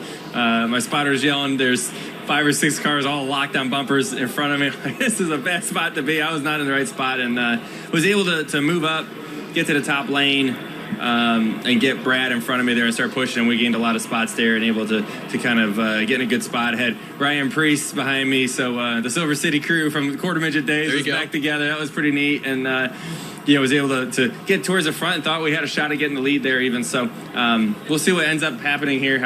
I thought it rained enough that they would pull the plug on this thing, but we'll have to wait and see. Well, as you can see, we're standing here without umbrellas now. What do you make of the 20 and the 11 almost being able to pull off that old tandem push? Were you seeing that too, and were you able to do the same things with your Mustang? I could see it. At the moment, I was a little too far back. It just made me nervous where I was. I guess usually if that happens too much, a car gets turned in front of the whole field and it causes the big crashes that we see. So, we were able to kind of, I guess I want to stay safe and do the right things. It seemed like in the 11 and the 20, the 11 was pretty disciplined by pushing the 20, trying to get him for points. So kind of obviously see what was going on there. Yep. We all had to do what we had to do to try to, get to the lead and just as importantly as one of us winning, sometimes make sure someone else doesn't win is a big piece as well. And if you finish third, what will that mean for your team, Joey? I don't know where that puts us in points. I actually think we're second. I'm looking at my monitor, yeah. I know your monitor says that, but I think they changed that before we came to pit road. But we'll see. I think it gives a ton of points either way, whether it's third or we're second. It's a lot of points the next week. I don't know where that puts us over the cut line, but that would be mission accomplished for what we were trying to do today. Bucket of points here is always good, guys. With Ryan Priest here outside the infield care center, and Ryan, you were in a great position there with the rain looming. It looked like the intensity was picking up. You were about the second car in the top lane. What happened there when you got turned? We were trying to pull the razzle-dazzle, and it didn't quite work out, did it? But, that's what you're going to end up with this type of race. And the 17 was trying to push me, and I was trying to push the 22, and we were up there. That's all we can say. So thank you, Kroger. Thank you, Velveeta. That's it for super speedway racing. And I know this was such a huge opportunity for you. You're looking for an opportunity for next year to drive and continue driving here in NASCAR. What would it have meant to get a good run here? And was that sort of your thinking there of just putting it up front and not caring? All I was thinking about was winning. That's what I say over and over again, and you know that. It doesn't matter if it's a modified Xfinity truck, late model. It doesn't matter. I'll go and win in it. So just getting that opportunity is the next thing. Ryan Priest looked for that opportunity. Was given it a good run today.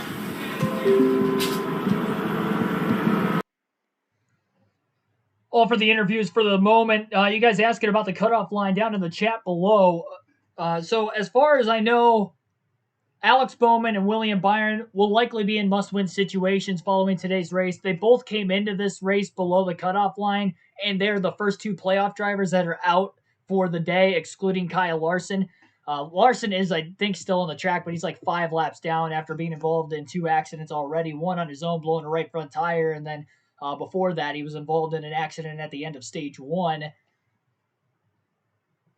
And it looks like the rain has started to pick back up again at the speedway. So stop briefly. Now it's starting to rain again as NBC will go to a commercial break.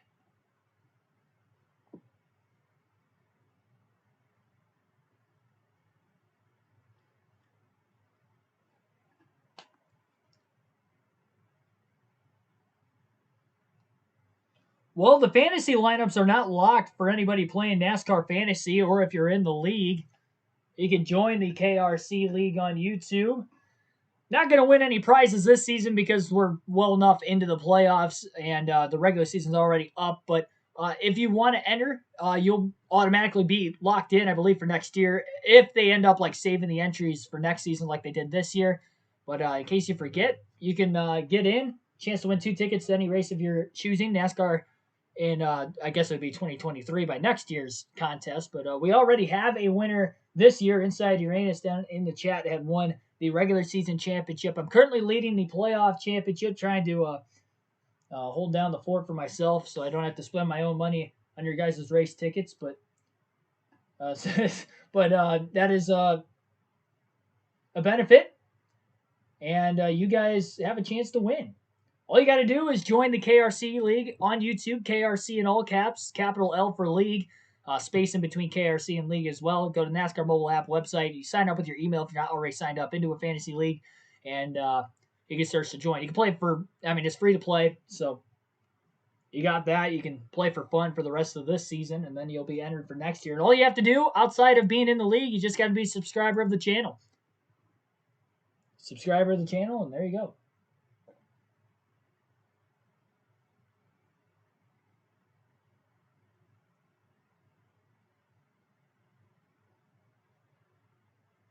Race will most likely be postponed until another time. Well, the thing is, though, they're past halfway. So if it rains and they end up running out of daylight, or they don't think they can get the race in before the end of daylight, then the race will be called, and Bubba Wallace, will be the winner.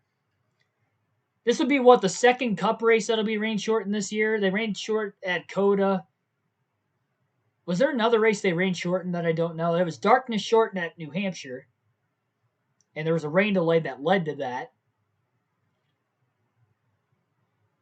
I know there were some Xfinity races, like I mentioned, Talladega Spring Race was rain shortened. But as far as the Cup Series goes, I think those are the only daylight or weather shortened races so far this year. I think this would be the third, which usually you only see maybe one weather shortened race a season, or every other year you get one weather shortened race. You get rain delay race usually 2 to 3 times a year, at least. Even back before the later start times, you usually get 1 or 2 races a year that would get postponed a day. But as far as getting rain shortened, it's kind of rare. You usually see one every other year or once a year, and this may be the third one already this season, with just 5 races to go following today for the Cup Series. They have not called the race yet. No, they have not called the race yet. Parker Kligerman standing by with Matt DiBenedetto. He was also involved in the last accident. Here is his interview. Matt DiBenedetto here, released from the Infield Care Center at Talladega. I know how excited you were coming to this race. This is a huge opportunity. Where were you placed there right before that wreck? Do you think you were in a good spot for the end of this race?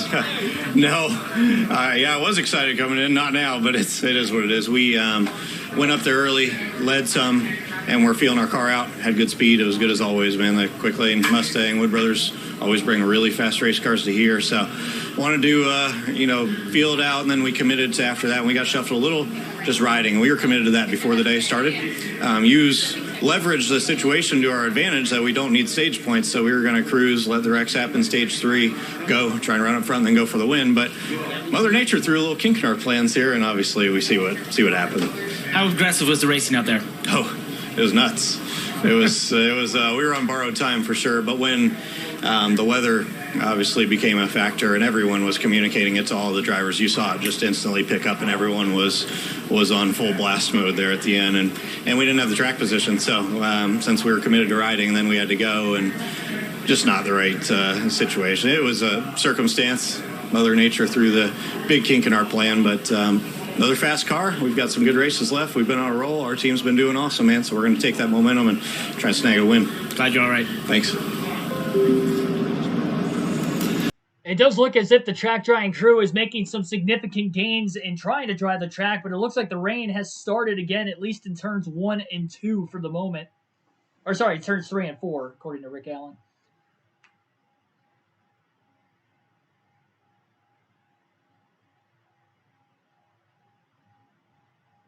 If I were in Bubba Wallace's situation, I'd be intently watching the radar on the pit box as he is doing right now. I would not take my eyes off of it. I would be just staring into it.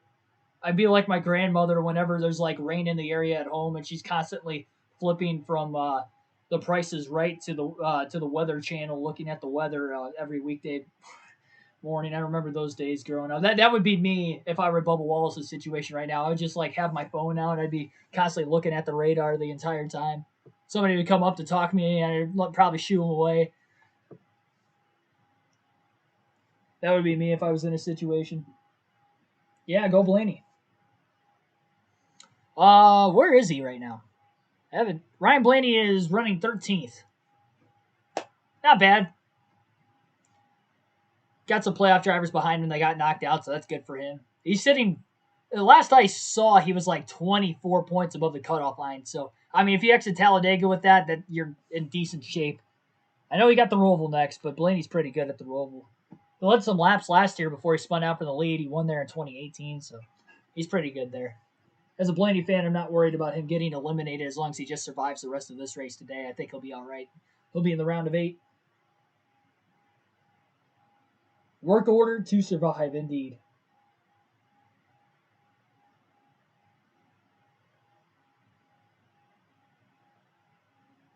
What do you think of Blaney? Well, he's my favorite driver, first and foremost. A lot of new people watching the channel today. Why I'm a Ryan Blaney fan is because I grew up watching, I mentioned very briefly earlier that I have a lot of dirt tracks around me. Well, obviously Dave Blaney was big in the dirt racing world, former World of Outlaw Series champion, multiple time champion. But for those people who don't know, Dave Blaney's brother, Dale Blaney, was really big in the sprint car racing world. He'd run one-offs with the World of Outlaws. I think he still does. But he would race locally in Northwest Ohio in Tony Stewart's series, now known as the All-Star Circuit of Champions.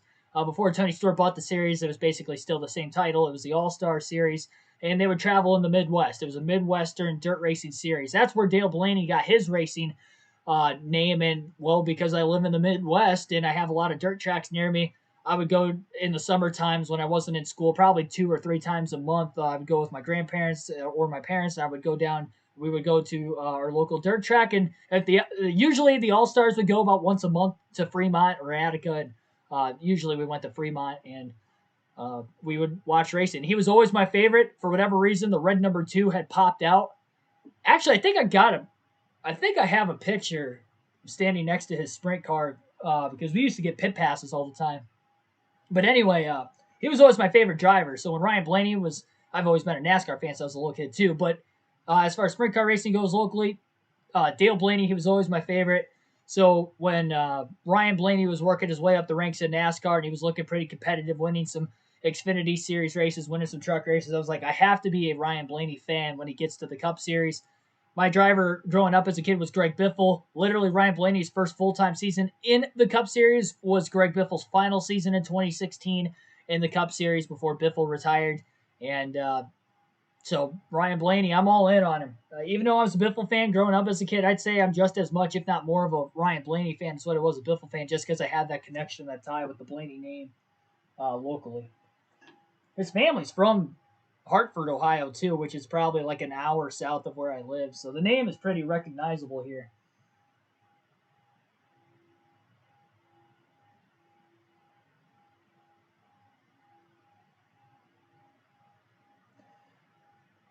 Starting to rain again.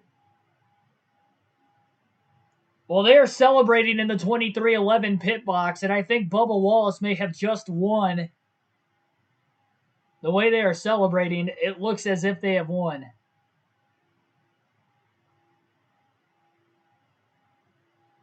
NBC has not given me word, or they're not talking to me specifically, but on the broadcast they have not stated anything, but they are celebrating in the pit box, and I think Bubba Wallace may have just won.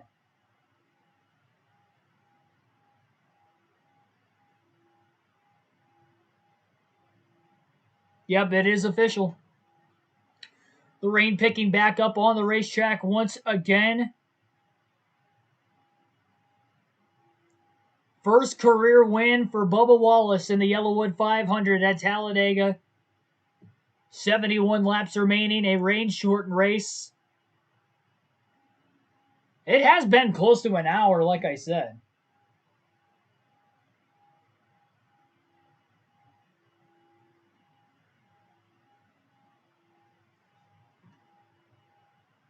So the finishing results are in, and those are also the end of Stage 2 results as well. The top 10 at the end of the race will all get stage points for Stage 2, means we have 3 laps to go in the second stage. And history has been made today with Bubba Wallace getting his first career win at the Talladega Superspeedway at his home track.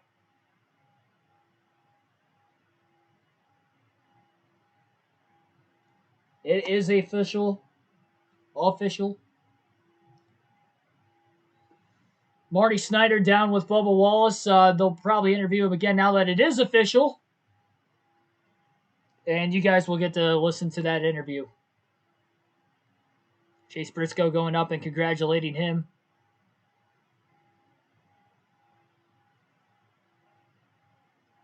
Well, I guess Corey LaJoie in his street clothes is, he won't have to change back into his fire suit.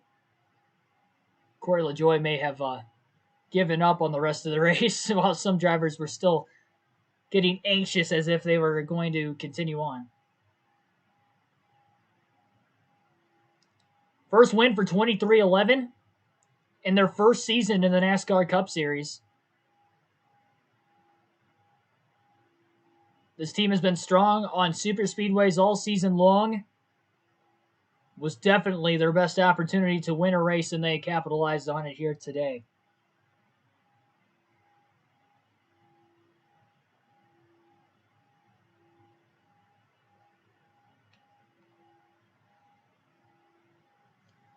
Now, this is a non-playoff driver winning, so nobody else outside of Hamlin is locked into the round of 12 of the playoffs as well. And here is Marty Snyder with Bubba Wallace. Rick, yeah, he was walking to the car because he wanted to have a moment of climbing out of his car, in essence, as a winner. Congratulations to you. But I want to know what emotions you were thinking of. Tears immediately when you found out. What emotions were going through your mind as you were waiting for an official announcement from NASCAR? Part of me is, sitting there waiting. It's not over with, just sit there, bide our time. If we go back racing, that's fine. Let's put ourselves in position. But he had so many cool fans behind us at the pit box just cheering for it to rain, so it kind of amped up the intensity a little bit. But, man, just so proud of everybody at 2311, new team coming in, getting a win late in the season. Reminds me of kind of 2013, waited so long to get that first truck win. I know a lot of history was made today, I believe, which is really cool, but it's about my guys, it's about our team, it's about what we've done. Appreciate Michael Jordan, appreciate Denny for believing in me, giving me an opportunity. Like we talked, it's pretty fitting that it comes here at Talladega. I want to know what it means to you, the second African-American, first since Wendell Scott, to get to victory lane at this level. Yeah, I never think about those things, and when you say it like that, it obviously brings a lot of emotion, a lot of joy to my family, fans, friends. It's pretty damn cool. So just proud to be a winner in the Cup Series. The significance of doing it here, it's almost appropriate, isn't it, Bubba? You told me last year here, a low point for you. To get the first win here, significant?